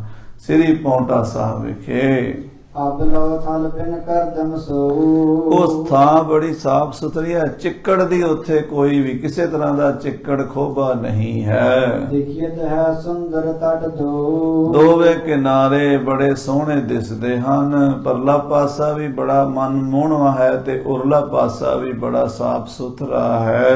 ਕਰੀ ਖਰੀ ਤਰਣੀ ਤਹ ਆਏ, ਉੱਥੇ ਆ ਕੇ ਸਤਿਗੁਰੂ ਜੀ ਨੇ ਆਪਣੀ ਬੇੜੀ ਰੁਕਵਾ ਲਈ ਹੈ। ਸ੍ਰੀ ਗੋਬਿੰਦ ਸਿੰਘ ਉਤਰੇ ਆਏ, ਸ੍ਰੀ ਗੁਰੂ ਗੋਬਿੰਦ ਸਿੰਘ ਸਾਹਿਬ ਰਾਜਨ ਕੇ ਰਾਜਾ, ਮਹਾਰਾਜਨ ਕੇ ਮਹਾਰਾਜਾ, ਐਸੋ ਨਾਥ ਛੋੜ ਐਸੋ ਰਾਜ ਛੋੜ ਔਰ ਦੂਜਾ ਕੌਣ ਧਿਆਈ ਹੈ। ਮਹਾਰਾਜ ਬੇੜੀ ਤੋਂ ਬਾਹਰ ਉਤਰੇ ਹਨ। ਖਾਨ ਪਾਨ ਕਰ ਨਿਸਾ ਬਿਤਾਈ, ਔਰ ਲੰਗਰ ਪ੍ਰਸ਼ਾਦ ਛਕ ਕੇ ਰਾਤ ਗੁਜ਼ਾਰੀ ਹੈ। ਜਾਗੇ ਪ੍ਰਭ ਪ੍ਰਭਾਤ ਹੋਏ ਆਏ, ਅੰਮ੍ਰਿਤ ਵੇਲੇ ਸਵਾ ਪਹਿਰ ਰਾਤ ਰਹਿੰਦੀ ਉੱਠ ਪੈਂਦੇ ਸਨ। ਸਤਿਗੁਰੂ ਦਾ ਨੇਮ ਸੀਗਾ ਜਦੋਂ ਅੰਮ੍ਰਿਤ ਵੇਲਾ ਹੋਇਆ ਤੇ ਗੁਰੂ ਸਾਹਿਬ ਜਾਗੇ ਹਨ। ਸੌਚ ਸਨਾਨ ਠਾਨ ਗੁਰ ਪੂਰੇ, ਆਪਣੀ ਨਿਤ ਕਿਰਿਆ ਕੀਤੀ ਹੈ, ਸੌਚ ਇਸ਼ਨਾਨ ਕੀਤਾ ਹੈ। ਕਵਿਤਾ ਕਰਨ ਲੱਗੇ ਪ੍ਰਭ ਰੂਰੇ, ਤੇ ਮਹਾਰਾਜ ਕਵੀ ਦਰਬਾਰ ਵਾਲੀ ਥਾਂ ਤੇ ਬਹਿ ਕੇ ਬਾਣੀ ਰਚਣ ਲੱਗੇ ਹਨ। ਬੜੀ ਸੁੰਦਰ ਕਵਿਤਾ ਸਤਿਗੁਰੂ ਜੀ ਰਚਦੇ ਹਨ। ਜਿਹਦੇ ਵਿੱਚੋਂ ਸਾਧ ਸੰਗਤ ਜੀ ਸਭ ਤੋਂ ਪਹਿਲਾਂ ਮਹਾਰਾਜ ਨੇ ਕ੍ਰਿਸ਼ਨ ਅਵਤਾਰ ਦੀ ਰਚਨਾ ਕੀਤੀ ਹੈ। ਪ੍ਰਥਮੇ ਸ੍ਰੀ ਕ੍ਰਿਸ਼ਨ ਅਵਤਾਰੂ ਸਭ ਤੋਂ ਪਹਿਲਾਂ ਕ੍ਰਿਸ਼ਨ ਅਵਤਾਰ ਦੀ ਰਚਨਾ ਕੀਤੀ ਹੈ। 17 ਸਹਿਬ ਚਵਤਾਲ ਮੈਂ ਪੋਥੀ ਰਚੀ ਸੁਧਾਰ। ਪਹਿਲਾ ਜਿਹੜਾ ਮਹਾਰਾਜ ਨੇ ਰਾਧਾ ਤੇ ਕ੍ਰਿਸ਼ਨ ਦੇ ਪ੍ਰੇਮ ਦਾ ਵਰਣਨ ਹੈ ਨਾ, ਸਭ ਤੋਂ ਪਹਿਲਾਂ ਇਹਦੇ ਉੱਤੇ ਕਲਮ ਚਲਾਈ ਹੈ। ਬਹੁਤ ਸੁੰਦਰ ਮਹਾਰਾਜ ਲਿਖਦੇ ਨੇ, ਚਾਂਦਨੀ ਮੈਂ ਰਾਧਾ ਮਾਨੋ ਚਾਂਦਨੀ ਸੀ ਹੋਇਆ ਗਈ। ਕਹਿੰਦੇ ਪੂਰਨਮਾਸ਼ੀ ਦੀ ਰਾਤ ਹੈ ਤੇ ਉਹਦੀ ਚਾਂਦਨੀ ਵਿੱਚ ਰਾਧਾ ਵੀ ਚਾਂਦਨੀ ਵਰਗੀ ਸੁੰਦਰ। ਚਾਂਦਨੀ ਮੈਂ ਰਾਧਾ ਮਾਨੋ ਚਾਂਦਨੀ ਸੀ ਹੋਇਆ ਗਈ। ਇਹੋ ਜਿਹੇ ਸੋਹਣੇ ਸੋਹਣੇ ਛੰਦ ਗੁਰੂ ਗੋਬਿੰਦ ਸਿੰਘ ਸਾਹਿਬ ਜੀ ਲਿਖਦੇ ਹਨ। ਤੇ ਕ੍ਰਿਸ਼ਨ ਅਵਤਾਰ ਦੀ ਭਗਵਾਨ ਸ੍ਰੀ ਕ੍ਰਿਸ਼ਨ ਜੀ ਮਹਾਰਾਜ ਦੀ ਕਥਾ, ਦਸਮ ਕਥਾ ਭਗਵਤ ਕੀ, ਇਹ ਭਾਗਵਤ ਪੁਰਾਣ ਜੋ ਹੈ ਇਹਦੇ 12 ਸਕੰਦ ਹਨ ਤੇ ਇਹਦਾ ਜਿਹੜਾ 10ਵਾਂ ਸਕੰਦ ਹੈ ਉਹਦੀ ਗੁਰੂ ਸਾਹਿਬ ਟ੍ਰਾਂਸਲੇਸ਼ਨ ਕਰ ਰਹੇ ਨੇ, ਉਹਦਾ ਅਨੁਵਾਦ ਕਰ ਰਹੇ ਨੇ। ਉਹਦੇ 90 ਅਧਿਆਏ ਹਨ ਜਿਹੜਾ ਗੁਰੂ ਸਾਹਿਬ ਜੀ ਨੇ ਕ੍ਰਿਸ਼ਨ ਅਵਤਾਰ ਨਾਮ ਹੇਠ ਅਨੁਵਾਦ ਕੀਤਾ ਹੈ। ਇਹ ਸਾਧ ਸੰਗਤ ਜੀ ਜਿਹੜਾ ਭਾਗਵਤ ਪੁਰਾਣ ਹੈ ਇਹ ਵੇਦ ਵਿਆਸ ਜੀ ਨੇ 18 ਪੁਰਾਣਾਂ ਦੀ ਰਚਨਾ ਕੀਤੀ ਹੈ। 18 ਪੁਰਾਣ ਬਹੁਤ ਵੱਡੇ ਵੱਡੇ ਗ੍ਰੰਥ ਹਨ। ਕਹਿੰਦੇ ਜਦੋਂ 17 ਦੀ ਰਚਨਾ ਵੇਦ ਵਿਆਸ ਜੀ ਕਰ ਚੁੱਕੇ ਸਨ ਤਾਂ ਉਹਨਾਂ ਨੇ ਹਿੰਦੁਸਤਾਨ ਦੇ ਰਾਜਿਆਂ ਦਾ, ਰਿਸ਼ੀਆਂ ਦਾ, ਅਵਤਾਰਾਂ ਦਾ, ਗੁਰੂਆਂ ਦਾ, ਵਿਦਵਾਨਾਂ ਦਾ, ਦੇਵਤਿਆਂ ਦਾ, ਦੈਂਤਾਂ ਦਾ ਸਾਰਾ ਇਤਿਹਾਸ ਪੁਰਾਣੇ ਤੋਂ ਪੁਰਾਣਾ ਲਿਖ ਦਿੱਤਾ। ਜਦੋਂ ਐਡੀ ਵੱਡੀ ਰਚਨਾ ਕਰ ਦਿੱਤੀ ਪਰ ਮਨ ਨੂੰ ਸ਼ਾਂਤੀ ਨਹੀਂ ਆਈ, ਮਨ ਸ਼ਾਂਤ ਨਹੀਂ ਹੋਇਆ, ਤਾਂ ਉਹਨਾਂ ਨੇ ਫਿਰ ਸੋਚਿਆ ਵੀ ਮੇਰਾ ਮਨ ਕਿਉਂ ਨਹੀਂ ਸ਼ਾਂਤ ਹੁੰਦਾ। ਉਹਨਾਂ ਨੇ ਨਾਰਦ ਮੁਨੀ ਜੀ ਨੂੰ ਯਾਦ ਕੀਤਾ। ਨਾਰਦ ਮੁਨੀ ਜੀ ਪ੍ਰਗਟ ਹੋ ਗਏ। ਨਾਰਦ ਮੁਨੀ ਜੀ ਕਹਿਣ ਲੱਗੇ, ਹਾਂ ਵੇਦ ਵਿਆਸ ਜੀ ਕੀ ਹੁਕਮ ਹੈ, ਮੈਨੂੰ ਕਿਵੇਂ ਬੁਲਾਇਆ? ਉਹ ਕਹਿਣ ਲੱਗੇ, ਮਹਾਰਾਜ ਤੁਸੀਂ ਭਗਤੀ ਦਾ ਅਵਤਾਰ ਹੋ, ਕਿਉਂਕਿ ਜਿਹੜੀ ਭਗਤੀ ਹੈ ਇਹ ਭਗਤੀ ਸੂਤਰ ਗ੍ਰੰਥ ਜਿਹੜਾ ਹੈ ਨਾਰਦ ਮੁਨੀ ਜੀ ਨੇ ਲਿਖਿਆ ਹੈ। ਜਿਹੜਾ ਭਗਤੀ ਦਾ ਸੋਮਾ ਚੱਲਿਆ ਉਹ ਨਾਰਦ ਮੁਨੀ ਤੋਂ ਚੱਲਿਆ ਹੈ। ਇਸ ਕਰਕੇ ਸ੍ਰੀ ਗੁਰੂ ਗ੍ਰੰਥ ਸਾਹਿਬ ਜੀ ਵਿੱਚ ਵੀ ਪੰਕਤੀ ਆਉਂਦੀ, ਭਗਤ ਨਾਰਦੀ ਹਿਰਦੈ ਨ ਆਈ, ਕਾਸ਼ ਕੂਛ ਤਨ ਦੀਨਾ, ਰਾਗ ਰਾਗਨੀ ਡਿੰਬ ਹੋਏ ਬੈਠਾ, ਉਨ ਹਰ ਪੈ ਕਿਆ ਲੀਨਾ। ਕਿ ਨਾਰਦ ਮੁਨੀ ਵਾਲੀ ਭਗਤੀ ਦੀ ਤੈਨੂੰ ਸਮਝ ਨਹੀਂ ਆਈ, ਉਦਾਂ ਤੂੰ ਆਪਣੇ ਸਰੀਰ ਤੇ ਬੜੀਆਂ ਛਾਪਾਂ ਲਾਈ ਫਿਰਦਾ ਹੈ, ਪਰ ਜਿਹੜੀ ਗੱਲ ਨਾਰਦ ਮੁਨੀ ਜੀ ਨੇ ਸਮਝਾਈ ਉਹ ਤੇਰੀ ਸਮਝ ਨਹੀਂ ਆਈ। ਕਿਉਂਕਿ ਨਾਰਦ ਮੁਨੀ ਹਰ ਵੇਲੇ ਨਾਰਾਇਣ ਨਾਰਾਇਣ ਨਾਰਾਇਣ ਕੀਰਤਨ ਕਰਦਾ, ਕੀਰਤਨ ਭਗਤੀ ਕਰਦਾ ਹੈ, ਨਾਮ ਜਪਦਾ। ਸੋ ਨਾਰਦ ਮੁਨੀ ਜੀ ਆ ਕੇ ਕਹਿਣ ਲੱਗੇ ਵੀ ਦੱਸੋ ਵੇਦ ਵਿਆਸ ਜੀ ਸਾਨੂੰ ਕਿਵੇਂ ਬੁਲਾਇਆ? ਵੇਦ ਵਿਆਸ ਜੀ ਕਹਿੰਦੇ, ਮਹਾਰਾਜ ਮੈਂ 17 ਪੁਰਾਣ ਲਿਖਤੇ, ਮਹਾਭਾਰਤ ਵਰਗਾ ਮਹਾਨ 1 ਲੱਖ ਸ਼ਲੋਕਾਂ ਵਾਲਾ ਗ੍ਰੰਥ ਲਿਖ ਦਿੱਤਾ, ਪਰ ਮੇਰਾ ਆਪਣਾ ਮਨ ਸ਼ਾਂਤ ਨਹੀਂ ਹੋਇਆ। ਐਡਾ ਵੱਡਾ ਇਤਿਹਾਸ ਲਿਖ ਕੇ ਜੇ ਮੇਰਾ ਮਨ ਸ਼ਾਂਤ ਨਹੀਂ ਹੋਇਆ ਮੈਨੂੰ ਕੀ ਫਾਇਦਾ? ਮੇਰੇ ਮਨ ਨੂੰ ਵੀ ਤੇ ਸ਼ਾਂਤੀ ਆਣੀ ਚਾਹੀਦੀ ਹੈ। ਤਾਂ ਨਾਰਦ ਮੁਨੀ ਜੀ ਕਹਿਣ ਲੱਗੇ, ਵੇਦ ਵਿਆਸ ਜੀ ਸ਼ਾਂਤੀ ਭਗਤੀ ਤੋਂ ਬਿਨਾ ਨਹੀਂ ਆਉਂਦੀ। ਆਖੋ ਸਤਿਨਾਮ। ਬਿਨਾ ਭਗਤੀ ਦੇ ਕਿਸੇ ਦਾ ਮਨ ਠੰਡਾ ਨਹੀਂ ਹੋਇਆ। ਜਿੱਡਾ ਮਰਜੀ ਕੋਈ ਜੋਗੀ ਹੋਵੇ, ਜਿੱਡਾ ਮਰਜੀ ਕੋਈ ਗਿਆਨੀ ਹੋਵੇ, ਮਨ ਉਦੋਂ ਟਿਕੇਗਾ ਜਦੋਂ ਭਗਤੀ ਭਾਵ ਵਿੱਚ ਆਵੇਗਾ, ਪ੍ਰੇਮ ਵਿੱਚ ਆਵੇਗਾ। ਤੇ ਤੁਸੀਂ ਫਿਰ ਪ੍ਰੇਮ ਭਗਤੀ ਦਾ ਗ੍ਰੰਥ ਲਿਖੋ। ਉਹ ਕਹਿਣ ਲੱਗੇ, ਮਹਾਰਾਜ ਕਿਵੇਂ ਲਿਖਾਂ, ਮੈਨੂੰ ਭਗਤੀ ਦਾ ਪਤਾ ਹੀ ਨਹੀਂ। ਉਹ ਕਹਿੰਦੇ, ਅਸੀਂ ਤੈਨੂੰ ਭਗਤੀ ਦਾ ਮੰਤਰ ਦੇਣੇ ਆ। ਓਮ ਨਮੋ ਭਗਵਤੇ ਵਾਸੁਦੇਵਾਏ ਇਹ ਮੰਤਰ ਹੈ। ਸ੍ਰੀ ਗੁਰੂ ਗ੍ਰੰਥ ਸਾਹਿਬ ਵਿੱਚ ਵੀ ਇਹ ਮੰਤਰ ਆਉਂਦਾ, ਓ ਨਮੋ ਭਗਵੰਤ ਗੁਸਾਈ, ਖਾਲਕ ਰਵ ਰਿਹਾ ਸਭ ਥਾਈ। ਇਹ ਜਿਹੜਾ ਮੰਤਰ ਹੈ ਤੁਸੀਂ ਇਹਦਾ ਦਿਨ ਰਾਤ ਜਾਪ ਕਰੋ। ਓਮ ਨਮੋ ਭਗਵਤੇ ਵਾਸੁਦੇਵਾਏ। ਉਹ ਪਰਮਾਤਮਾ ਨੂੰ ਨਮਸਕਾਰ ਹੈ ਜਿਹੜਾ ਸਾਰਿਆਂ ਦੇ ਅੰਦਰ ਵਸ ਰਿਹਾ ਹੈ। ਆਖੋ ਸਤਿਨਾਮ। ਘਟ ਘਟ ਮੈਂ ਹਰ ਜੀਵ ਵਸੈ, ਸੰਤਨ ਕਹਿਓ ਪੁਕਾਰ। ਇਹਦਾ ਤੁਸੀਂ ਜਾਪ ਕਰੋ। ਜਦੋਂ ਜਾਪ ਸਿੱਧ ਹੋ ਜਾਏਗਾ ਉਦੋਂ ਤੁਹਾਡੇ ਅੰਦਰ ਭਗਤੀ ਦਾ ਸੋਮਾ ਫੁੱਟੇਗਾ। ਫਿਰ ਤੁਸੀਂ ਜੋ ਲਿਖੋਗੇ ਉਹ ਭਗਤੀ ਹੋਵੇਗੀ। ਤਾਂ ਵੇਦ ਵਿਆਸ ਜੀ ਮਹਾਰਾਜ ਨੇ ਓਮ ਨਮੋ ਭਗਵਤੇ ਵਾਸੁਦੇਵਾਏ ਦਾ ਬਹੁਤ ਜਾਪ ਕੀਤਾ ਤੇ ਅਖੰਡ ਭਜਨ ਕਰਨ ਕਰਕੇ ਬਿਰਤੀ ਭਗਤੀ 'ਚ ਲੀਨ ਹੋ ਗਈ, ਨਾਮ ਰਸ ਦੀ ਪ੍ਰਾਪਤੀ ਹੋ ਗਈ। ਉਹਨਾਂ ਨੇ ਫਿਰ ਇਹ ਕਥਾ ਲਿਖੀ ਜਿਸ ਨੂੰ ਭਾਗਵਤ ਪੁਰਾਣ ਕਹਿੰਦੇ ਹਨ। ਇਹ ਭਾਗਵਤ ਪੁਰਾਣ ਦੇ 12 ਸਕੰਦ ਹਨ। ਇਹਦੇ ਵਿੱਚੋਂ ਜਿਹੜਾ ਸਾਧ ਸੰਗਤ ਜੀ ਜ਼ਿਆਦਾ ਗੁਰੂ ਗ੍ਰੰਥ ਸਾਹਿਬ ਵਿੱਚ ਮਿਸਾਲਾਂ ਆਉਂਦੀਆਂ ਨੇ ਭਾਗਵਤ ਪੁਰਾਣ ਦੀਆਂ ਹੀ ਆਉਂਦੀਆਂ, ਜਿਵੇਂ ਧਰੂਪ ਪ੍ਰਹਲਾਦ ਦੀ ਆਉਂਦੀ ਹੈ, ਇਹ ਵੀ ਉਹਦੇ ਵਿੱਚੋਂ ਆਉਂਦੀ ਹੈ। ਜਿਹੜੀ ਸਾਧ ਸੰਗਤ ਜੀ ਗਜ ਗਜਿੰਦਰ ਦੀ ਆਉਂਦੀ ਹੈ, ਗਨਕਾ ਦੀ ਸਾਖੀ ਆਉਂਦੀ ਹੈ, ਇਹ ਸਾਰੀਆਂ ਸਾਖੀਆਂ ਮਹਾਰਾਜ ਸ੍ਰੀ ਗੁਰੂ ਗ੍ਰੰਥ ਸਾਹਿਬ ਵਿੱਚ ਭਾਗਵਤ ਪੁਰਾਣ ਦੀਆਂ ਆਉਂਦੀਆਂ ਹਨ। ਤੋ ਇਹ ਭਗਤੀ ਦਾ ਗ੍ਰੰਥ ਹੈ। ਹੁਣ ਇਹਦਾ 10ਵਾਂ ਸਕੰਦ ਜਿਹੜਾ ਨਾ ਉਹ ਸਭ ਤੋਂ ਵੱਡਾ ਚੈਪਟਰ ਹੈ। ਉਹ ਜਿਹੜਾ 10ਵਾਂ ਸਕੰਦ ਹੈ ਉਹ ਸ੍ਰੀ ਭਗਵਾਨ ਕ੍ਰਿਸ਼ਨ ਜੀ ਮਹਾਰਾਜ ਦੀ ਲੀਲਾ ਹੈ, ਭਗਤੀ ਰਸ ਦੀ ਹੈ। ਸ੍ਰੀ ਗੁਰੂ ਗੋਬਿੰਦ ਸਿੰਘ ਸਾਹਿਬ ਜੀ ਮਹਾਰਾਜ ਨੇ ਉਹਦਾ ਅਨੁਵਾਦ ਸ਼ੁਰੂ ਕੀਤਾ ਹੈ। ਪਹਿਲਾਂ ਸਭ ਤੋਂ ਪ੍ਰਥਮ ਬਰਨਿਓ ਕ੍ਰਿਸ਼ਨਾ ਅਵਤਾਰੂ, ਕ੍ਰਿਸ਼ਨਾ ਅਵਤਾਰ ਦੀ ਕਥਾ ਲਿਖਣ ਲੱਗੇ ਹਨ ਸ੍ਰੀ ਗੁਰੂ ਗੋਬਿੰਦ ਸਿੰਘ ਸਾਹਿਬ ਜੀ। ਛੰਦ ਸਵੈਆ ਕਰਤੇ ਉਚਾਰੂ, ਬੜੇ ਸੋਹਣੇ ਛੰਦਾਂ ਸਵਈਆਂ ਦੇ ਵਿੱਚ ਲਿਖਦੇ ਹਨ। ਬਾ ਕਮਾਲ ਸੋਹਣੇ ਸੋਹਣੇ ਛੰਦ ਹਨ। ਜਿਨ੍ਹਾਂ ਨੇ ਸ੍ਰੀ ਦਸਮ ਗ੍ਰੰਥ ਸਾਹਿਬ ਜੀ ਦਾ ਪਾਠ ਕੀਤਾ ਉਹਨਾਂ ਨੂੰ ਪਤਾ ਹੈ ਵੀ ਕ੍ਰਿਸ਼ਨਾ ਅਵਤਾਰ ਕਿੱਡੀ ਸ਼ਾਹਕਾਰ ਰਚਨਾ ਹੈ ਕਲਗੀਧਰ ਪਾਤਸ਼ਾਹ ਦੀ। ਇੱਕ ਇੱਕ ਸਵਈਆ, ਇੱਕ ਇੱਕ ਛੰਦ, ਇੱਕ ਇੱਕ ਕਵਿਤ ਕਮਾਲ ਦਾ ਹੈ। ਹਾਂਜੀ, ਰੁਚਿ ਰਾਸ ਮੰਡਲ ਬਹੁ ਵਰਨਿਓ, ਪਹਿਲਾਂ ਰਾਸ ਮੰਡਲ ਦਾ ਜ਼ਿਕਰ ਕੀਤਾ ਹੈ। ਜਦੋਂ ਮਹਾਰਾਜ ਕ੍ਰਿਸ਼ਨ ਜੀ ਬ੍ਰਿਜ ਭੂਮੀ ਦੇ ਵਿੱਚ ਗੋਪੀਆਂ ਦੇ ਨਾਲ ਰਾਸ ਲੀਲਾ ਕਰਿਆ ਕਰਦੇ ਸਨ। ਸਾਰੀ ਸਾਰੀ ਰਾਤ ਬੰਸਰੀ ਵੱਜਦੀ ਰਹਿੰਦੀ ਸੀ ਤੇ ਗੋਪੀਆਂ ਨਾਚ ਕਰਦੀਆਂ ਰਹਿੰਦੀਆਂ ਸਨ। ਇਹ ਆਮ ਲੋਕਾਂ ਦੀ ਸਮਝ ਆਉਣ ਵਾਲੀ ਗੱਲ ਨਹੀਂ, ਇਹ ਅੰਦਰ ਦੀ ਗੱਲ ਹੈ। ਗੋਪੀਆਂ ਜੀਵ ਆਤਮਾਵਾਂ ਹਨ ਤੇ ਕ੍ਰਿਸ਼ਨ ਪਰਮਾਤਮਾ ਹੈ। ਆਤਮਾ ਤੇ ਪਰਮਾਤਮਾ ਦਾ ਪ੍ਰੇਮ ਹੈ ਇਹਦੇ ਵਿੱਚ ਵਰਣਨ ਕੀਤਾ ਹੋਇਆ। ਸਾਹਿਬ ਸ੍ਰੀ ਗੁਰੂ ਗ੍ਰੰਥ ਸਾਹਿਬ ਵਿੱਚ ਵੀ ਪੰਕਤੀ ਆਉਂਦੀ ਹੈ, ਧੰਨ ਧੰਨ ਓ ਰਾਮ ਬੇਨ ਬਾਜੈ, ਮਧੁਰ ਮਧੁਰ ਧੁਨ ਅਨਹਦ ਗਾਜੈ, ਧੰਨ ਧੰਨ ਮੇਘਾ ਰੋ ਮਾਵਲੀ, ਧੰਨ ਧੰਨ ਕ੍ਰਿਸ਼ਨ ਓਢੈ ਕਾਂਵਲੀ, ਧੰਨ ਧੰਨ ਤੂੰ ਮਾਤਾ ਦੇਵਕੀ, ਜੇ ਗ੍ਰਹਿ ਰਮਈਆ ਕਮਲਾਪਤੀ, ਧੰਨ ਧੰਨ ਬਨਖੰਡ ਬਿੰਦਰਾ ਬਨਾ, ਜੈ ਖੇਲੈ ਸ੍ਰੀ ਨਾਰਾਇਣਾ, ਬੇਨ ਬਜਾਵੈ ਗੋਦਨ ਚਰੈ, ਨਾਮੇ ਕਾ ਸੁਆਮੀ ਆਨੰਦ ਕਰੈ। ਉਹ ਜਿਹੜੀ ਰਾਸ ਲੀਲਾ ਹੈ ਪਹਿਲਾਂ ਸਤਿਗੁਰੂ ਜੀ ਵਰਣਨ ਕਰਦੇ ਬੜੇ ਸੁੰਦਰ ਸਵਈਆਂ ਦੇ ਵਿੱਚ। ਉਪਮਾਨ ਉਪਮੇਸ਼ੈ ਕਰਨਿਓ, ਉਪਮਾਨ ਤੇ ਉਪਮੇय ਕਰਕੇ ਮਹਾਰਾਜ ਸੱਚੇ ਪਾਤਸ਼ਾਹ ਵਰਣਨ ਕਰਦੇ, ਇੱਕ ਤੋਂ ਇੱਕ ਸੋਹਣਾ ਉਪਮਾਨ ਦਿੰਦੇ ਨੇ ਤੇ ਉਪਮੇय ਦਾ ਵਰਣਨ ਬੜਾ ਸੁੰਦਰ ਕਰਦੇ ਨੇ।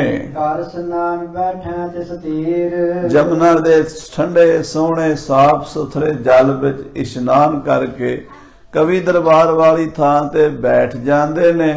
ਭਾਈ ਮਨੀ ਸਿੰਘ ਜੀ ਵਰਗੇ ਸੁੰਦਰ ਲਿਖਾਈ ਵਾਲੇ ਲਿਖਾਰੀ ਲਿਖਣ ਲੱਗ ਜਾਂਦੇ ਨੇ। ਸਿਲਾ ਸੰਗ ਕਸ ਚਾਲਤ ਨੀਰ, ਉਹ ਸਿਲਾ ਦੇ ਨਾਲੋਂ ਪਾਣੀ ਜਿਹੜਾ ਨਾ ਜਮਨਾ ਦਾ ਖਹਿ ਕੇ ਲੰਘਦਾ ਹੈ। ਉਸ ਸਿਲਾ ਤੇ ਪੱਥਰ ਦੇ ਉੱਤੇ ਬਹਿੰਦੇ ਨੇ ਪਾਤਸ਼ਾਹ, ਜਿਹੜੀ ਸਿਲਾ ਦੇ ਲਾਗਿਓਂ ਦੀ ਜਮਨਾ ਖਹਿ ਕੇ ਲੰਘਦੀ ਹੈ। ਜਾਮ ਦਿਵਸ ਜਬ ਲੋ ਚੜਿਆ ਵੇ, ਮਹਾਰਾਜ ਸੱਚੇ ਪਾਤਸ਼ਾਹ ਸਵੇਰ 6 ਵਜੇ ਦੇ ਬੈਠੇ ਹੁੰਦੇ ਨੇ ਤੇ 10 ਵਜੇ ਤੱਕ ਬੈਠੇ ਹੀ ਰਹਿੰਦੇ ਨੇ। ਇੱਕ ਪਹਿਰ ਲਗਭਗ 3 ਘੰਟੇ ਗੁਰੂ ਸਾਹਿਬ ਜੀ ਰੋਜ਼ ਬਾਣੀ ਉਚਾਰਦੇ ਨੇ ਤੇ ਲਿਖਾਰੀ ਬਾਣੀ ਲਿਖੀ ਜਾਂਦੇ ਨੇ। ਰਹਿ ਕਾਂਕੇ ਗਿਰਾ ਬਣਾਵੇ, ਇਕਾਂਤ ਵਿੱਚ ਬਾਣੀ ਲਿਖਦੇ ਨੇ। ਕਿਹੜੀ ਬਾਣੀ? ਜਿਹਦਾ ਆਪਾਂ ਰੋਜ਼ ਦੋਹਰਾ ਪੜ੍ਹਦੇ ਆਂ, ਦਸਮ ਕਥਾ ਭਾਗਵਤ ਕੀ ਪਾਖਾ ਕਰੀ ਬਣਾਏ। ਕਹਿੰਦੇ ਅਸੀਂ ਦਸਮ ਸਕੰਦ ਦੀ ਕਥਾ ਭਾਸ਼ਾ ਦੇ ਵਿੱਚ ਲਿਖ ਰਹੇ ਹਾਂ, ਆਮ ਬੋਲੀ ਦੇ ਵਿੱਚ ਉਚਾਰਨ ਕਰ ਰਹੇ ਹਾਂ। ਅਵਰ ਬਾਸਨਾ ਨਾਹੇ ਪ੍ਰਭ, ਹੋਰ ਮੇਰਾ ਕੋਈ ਪ੍ਰਯੋਜਨ ਨਹੀਂ ਹੈ ਧਰਮ ਯੁੱਧ ਕੇ ਜਾਏ, ਕਿਉਂਕਿ ਇਸ ਕਥਾ ਨੂੰ ਪੜ੍ਹ ਕੇ ਸੂਰਮੇ ਬਹਾਦਰ ਯੋਧੇ ਨਿਤਰਨਗੇ ਜੰਗ ਦੇ ਮੈਦਾਨ ਵਿੱਚ। ਗੁਰੂ ਸਾਹਿਬ ਸੱਚੇ ਪਾਤਸ਼ਾਹ ਐਸੀ ਕਥਾ ਭਗਵਾਨ ਕ੍ਰਿਸ਼ਨ ਜੀ ਦੀ ਲਿਖਦੇ ਹਨ। ਨਾ ਕਿਸਨ ਕੋ ਦਰਸ਼ਨ ਹੋਏ, ਜਦੋਂ ਬਾਣੀ ਉਚਾਰਨ ਕਰਦੇ ਨੇ ਕ੍ਰਿਸ਼ਨਾ ਅਵਤਾਰ ਦੀ, ਉਸ ਵੇਲੇ ਮਹਾਰਾਜ ਦੇ ਦਰਸ਼ਨ ਕਿਸੇ ਨੂੰ ਨਹੀਂ ਹੁੰਦੇ। ਸਭ ਨੂੰ ਹੁਕਮ ਹੈ ਵੀ ਇੱਧਰ ਨਹੀਂ ਆਉਣਾ, ਕਿਉਂਕਿ ਜੇ ਕੋਲ ਜਾਏਗਾ ਡਿਸਟਰਬ ਕਰੇਗਾ, ਗੱਲਾਂ ਬਾਤਾਂ ਛੇੜੇਗਾ। ਸਾਧ ਸੰਗਤ ਜੀ, ਬਚਨ ਉਹ ਕਰਨਾ ਚਾਹੀਦਾ ਹੈ ਜਿਹਦੀ ਲੋੜ ਹੋਵੇ। ਜਿਹੜੇ ਬਚਨ ਦੀ ਲੋੜ ਨਹੀਂ, ਫਾਲਤੂ ਬਚਨ ਨਹੀਂ ਕਰਨਾ ਚਾਹੀਦਾ। ਸਤਿਗੁਰੂ ਪਾਤਸ਼ਾਹ ਇਕਾਂਤ ਦੇ ਵਿੱਚ ਬੈਠੇ ਹਨ, ਸਾਰਿਆਂ ਨੂੰ ਵਰਜ ਦਿੱਤਾ ਇਧਰ ਕੋਈ ਨਾ ਆਵੇ, ਗੱਲਾਂ ਬਾਤਾਂ ਨਾ ਕਰੇ। ਦੂਰ ਦੂਰ ਰਹਿ ਤਿਲ ਸਭ ਕੋਏ। ਕਹਿੰਦੇ ਦੂਰ ਦੂਰ ਲੋਕ ਰਹਿੰਦੇ, ਸਭ ਨੂੰ ਪਤਾ ਹੈ ਵੀ ਇਸ ਵੇਲੇ ਸਤਿਗੁਰੂ ਬਾਣੀ ਉਚਾਰਨ ਕਰ ਰਹੇ ਨੇ, ਤੇ ਬਾਣੀ ਉਚਾਰਨ ਕਰਦਿਆਂ ਨੂੰ ਡਿਸਟਰਬ ਨਹੀਂ ਕਰਨਾ, ਉਹਨਾਂ ਦੇ ਕੋਲ ਗੱਲਾਂ ਬਾਤਾਂ ਨਹੀਂ ਕਰਨੀਆਂ, ਰੌਲਾ ਨਹੀਂ ਪਾਣਾ, ਸ਼ਾਂਤ ਚਿੱਤ ਹੋ ਕੇ ਸਤਿਗੁਰੂ ਬਾਣੀ ਉਚਾਰਦੇ ਰਹਿੰਦੇ ਨੇ ਤੇ ਲਿਖਾਰੀ ਲਿਖਦੇ ਰਹਿੰਦੇ ਨੇ। ਮਨ ਟਿਕਾਏ ਬਰਬਾਨੀ ਰਚੈ। ਮਨ ਟਿਕਾ ਕੇ ਬਾਣੀ, ਦਸਮ ਦੀ ਬਾਣੀ ਜਿਹੜੀ ਹੈ ਇਹ ਪੌਂਟਾ ਸਾਹਿਬ ਦੀ ਧਰਤੀ ਤੇ ਮਹਾਰਾਜ ਲਿਖ ਰਹੇ ਨੇ। ਦਸਮ ਕਥਾ ਭਗਵਤ ਕੀ ਐਸੀ ਸੁੰਦਰ ਬਾਣੀ ਲਿਖ ਰਹੇ ਨੇ। ਨਗਰ ਪਾਵਟਾ ਸ਼ੁਭ ਕਰਨ ਜਮਨਾ ਬਹਿ ਸਮੀਪ, ਜਮਨਾ ਲਾਗਿਓਂ ਦੀ ਲੰਘ ਰਹੀ ਹੈ, ਸਿਲਾ ਤੇ ਬੈਠੇ ਹਨ। ਤੇ ਸਾਧ ਸੰਗਤ ਜੀ ਇੱਥੇ ਫਿਰ ਜਮਨਾ ਰੌਲਾ ਪਾਉਂਦੀ ਹੈ, ਖੜਾਕ ਕਰਦੀ ਹੈ, ਠਾ ਠਾ ਪਾਣੀ ਆਉਂਦਾ ਹੈ। ਉਹ ਆਵਾਜ਼ ਆਉਣ ਕਰਕੇ ਮਹਾਰਾਜ ਦੀ ਬਿਰਤੀ ਭੰਗ ਹੁੰਦੀ ਹੈ। ਤੇ ਫਿਰ ਇੱਕ ਦਿਨ ਸੁਤੇ ਸਿੱਧ ਕਹਿੰਦੇ ਜਮਨਾ ਰੌਲਾ ਨਾ ਪਾ। ਅੱਜ ਤੱਕ ਤੁਸੀਂ ਜਾ ਕੇ ਦੇਖ ਲਓ, ਸ੍ਰੀ ਪੌਂਟੇ ਸਾਹਿਬ ਕਿਲੋਮੀਟਰ ਉੱਪਰ ਚਲੇ ਜਾਓ ਤੇ ਬੜਾ ਰੌਲਾ ਹੈ, ਤੇ ਕਿਲੋਮੀਟਰ ਥੱਲੇ ਆ ਜਾਓ ਤੇ ਬੜਾ ਰੌਲਾ ਹੈ।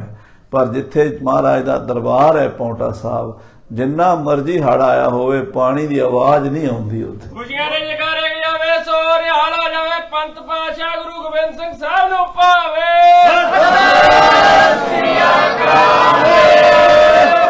ਕ੍ਰਿਸ਼ਨ ਬਿਲਾਸ ਦੇ ਕਵੇਦ ਸਚ ਹੈ। ਮਹਾਰਾਜ ਜੀ ਕ੍ਰਿਸ਼ਨ ਆਦਿ ਦੇ, ਭਗਵਾਨ ਕ੍ਰਿਸ਼ਨ ਜੀ ਦੇ ਜਿਹੜੇ ਬਿਲਾਸ ਸਨ, ਜਿਹੜੇ ਉਹਨਾਂ ਨੇ ਰਾਸ ਮੰਡਲ ਕੀਤਾ ਸੀ, ਰਾਸ ਲੀਲਾ ਕੀਤੀ ਸੀ, ਪਹਿਲਾਂ ਉਹ ਲਿਖਿਆ ਹੈ। ਫਿਰ ਉਸ ਤੋਂ ਬਾਅਦ ਬਿਰੇ ਨਾਟਕ, ਉਹਦੇ ਵਿੱਚ ਹੀ ਕ੍ਰਿਸ਼ਨ ਅਵਤਾਰ ਦੇ ਜਦੋਂ ਮਹਾਰਾਜ ਜੀ ਚਲੇ ਗਏ ਸਨ ਗੋਪੀਆਂ ਨੂੰ ਛੱਡ ਕੇ, ਤੇ ਉਦੋਂ ਫਿਰ ਗੋਪੀਆਂ ਵਿਆਕੁਲ ਹੋ ਗਈਆਂ ਸਨ। ਉਦੋਂ ਜਿਹੜੀ ਰਾਧਾ ਨੇ ਸੰਦੇਸ਼ ਭੇਜੇ ਸਨ, ਬਿਰਹਾ ਦੇ ਜਿਹੜੇ ਹੌਕੇ ਲਏ ਸਨ, ਉਹ ਵੀ ਬੜੇ ਕਮਾਲ ਨਾਲ ਵਰਣਨ ਕੀਤੇ ਨੇ। ਜਿਹੜਾ ਉਦੋਂ ਨੇ ਆ ਕੇ ਕ੍ਰਿਸ਼ਨ ਜੀ ਦਾ ਸੰਦੇਸ਼ ਗੋਪੀਆਂ ਨੂੰ ਦਿੱਤਾ ਸੀ, ਉਹ ਵੀ ਲਿਖਿਆ। ਉਦੋਂ ਇਹਨਾਂ ਗੋਪੀਆਂ ਦੀ ਅੱਖੀਆਂ ਦਾ ਜੋਗ ਸਾਰਾ ਨੰਦ ਦੇ ਕੁਮਾਰ ਨੂੰ ਜ਼ਰੂਰ ਜਾਏ ਆਖਣਾ। ਉਹ ਸਾਰੇ ਬਚਨ ਕਲਗੀਧਰ ਪਾਤਸ਼ਾਹ ਬੜੇ ਸੁੰਦਰ ਢੰਗ ਨਾਲ ਸੋਈਆਂ ਵਿੱਚ, ਕਵਿਤਾ ਵਿੱਚ ਲਿਖਦੇ ਹਨ। ਆਦ ਰਾਧਿਕਾ ਗੋਪੀ ਬ੍ਰਿੰਦ।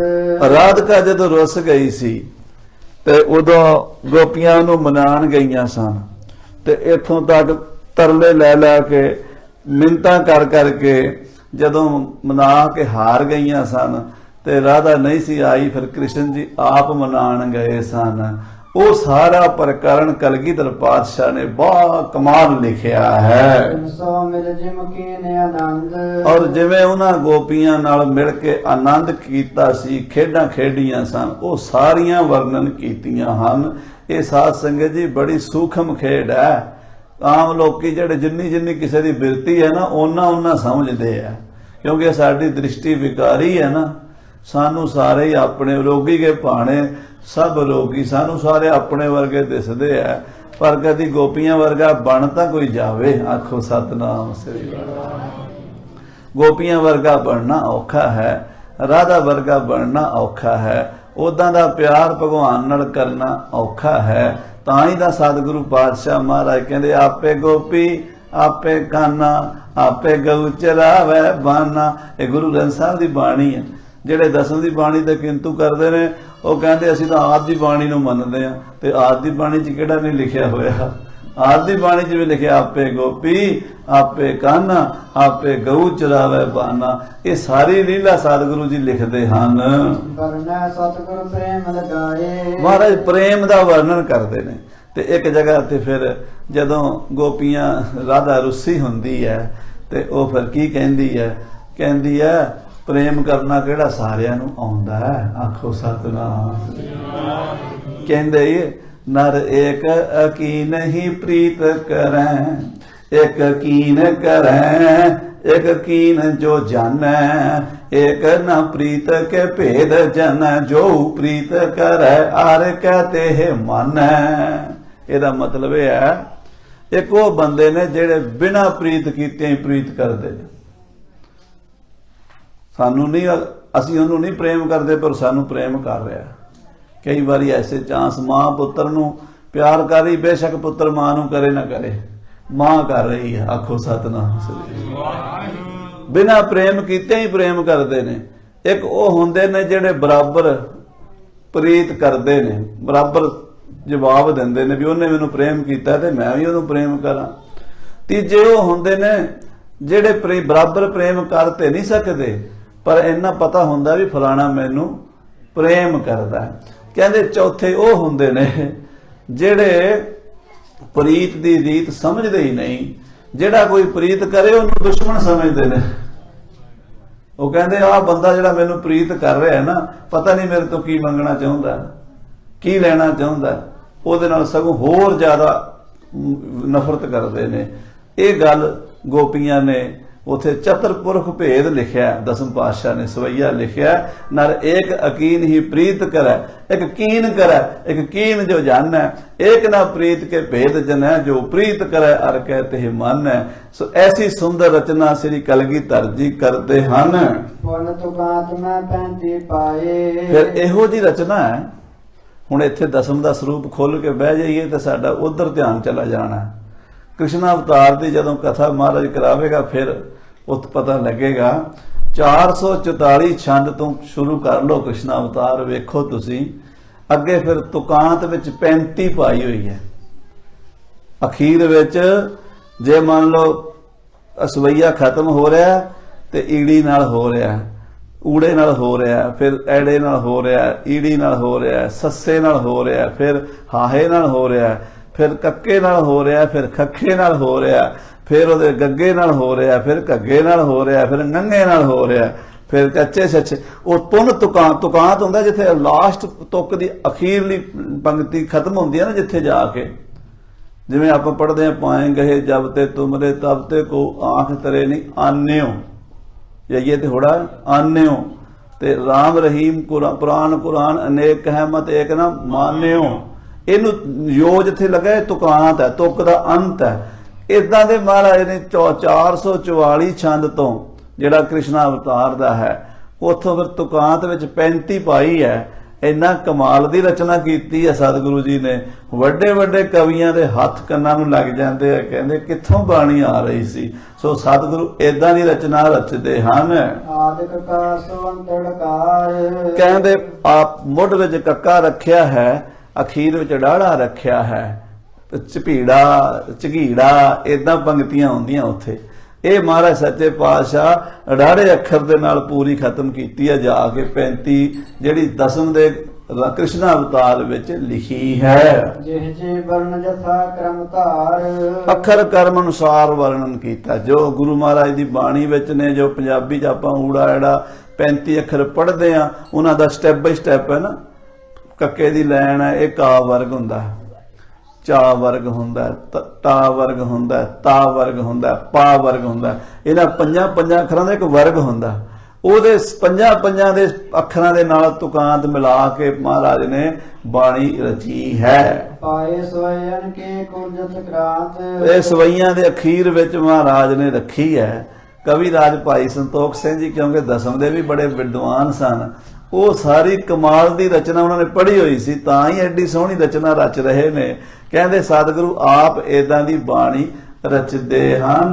ਪਾਠਕ ਸਮਤ ਰੱਖੈ ਬਖਿਆਤ, ਕਹਿੰਦੇ ਜਿਹੜੇ ਦਸਮ ਦੇ ਪਾਠੀ ਹਨ, ਸਿਆਣੇ ਸਮਝਦਾਰ, ਜਿਨ੍ਹਾਂ ਨੂੰ ਪਤਾ ਹੈ, ਜਿਹਨੇ ਧਿਆਨ ਨਾਲ, ਇੱਕ ਤਾਂ ਹੁੰਦਾ ਵੀ ਉਦਾਂ ਹੀ ਪਾਠ ਕਰ ਲੈਣਾ ਵੇਖ ਕੇ, ਇੱਕ ਹੁੰਦਾ ਵੀ ਹਰ ਚੀਜ਼ ਤੇ ਧਿਆਨ ਦੇਣਾ ਵੀ ਬਾਣੀ ਕਿੱਦਾਂ ਰਚੀ ਹੈ, ਛੰਦਾਂ ਦੀ ਰਚਨਾ ਕਿਵੇਂ ਹੈ, ਅਲੰਕਾਰਾਂ ਦੀ ਰਚਨਾ ਕਿਵੇਂ ਹੈ, ਅਰਥ ਭਾਵ ਕੀ ਹਨ।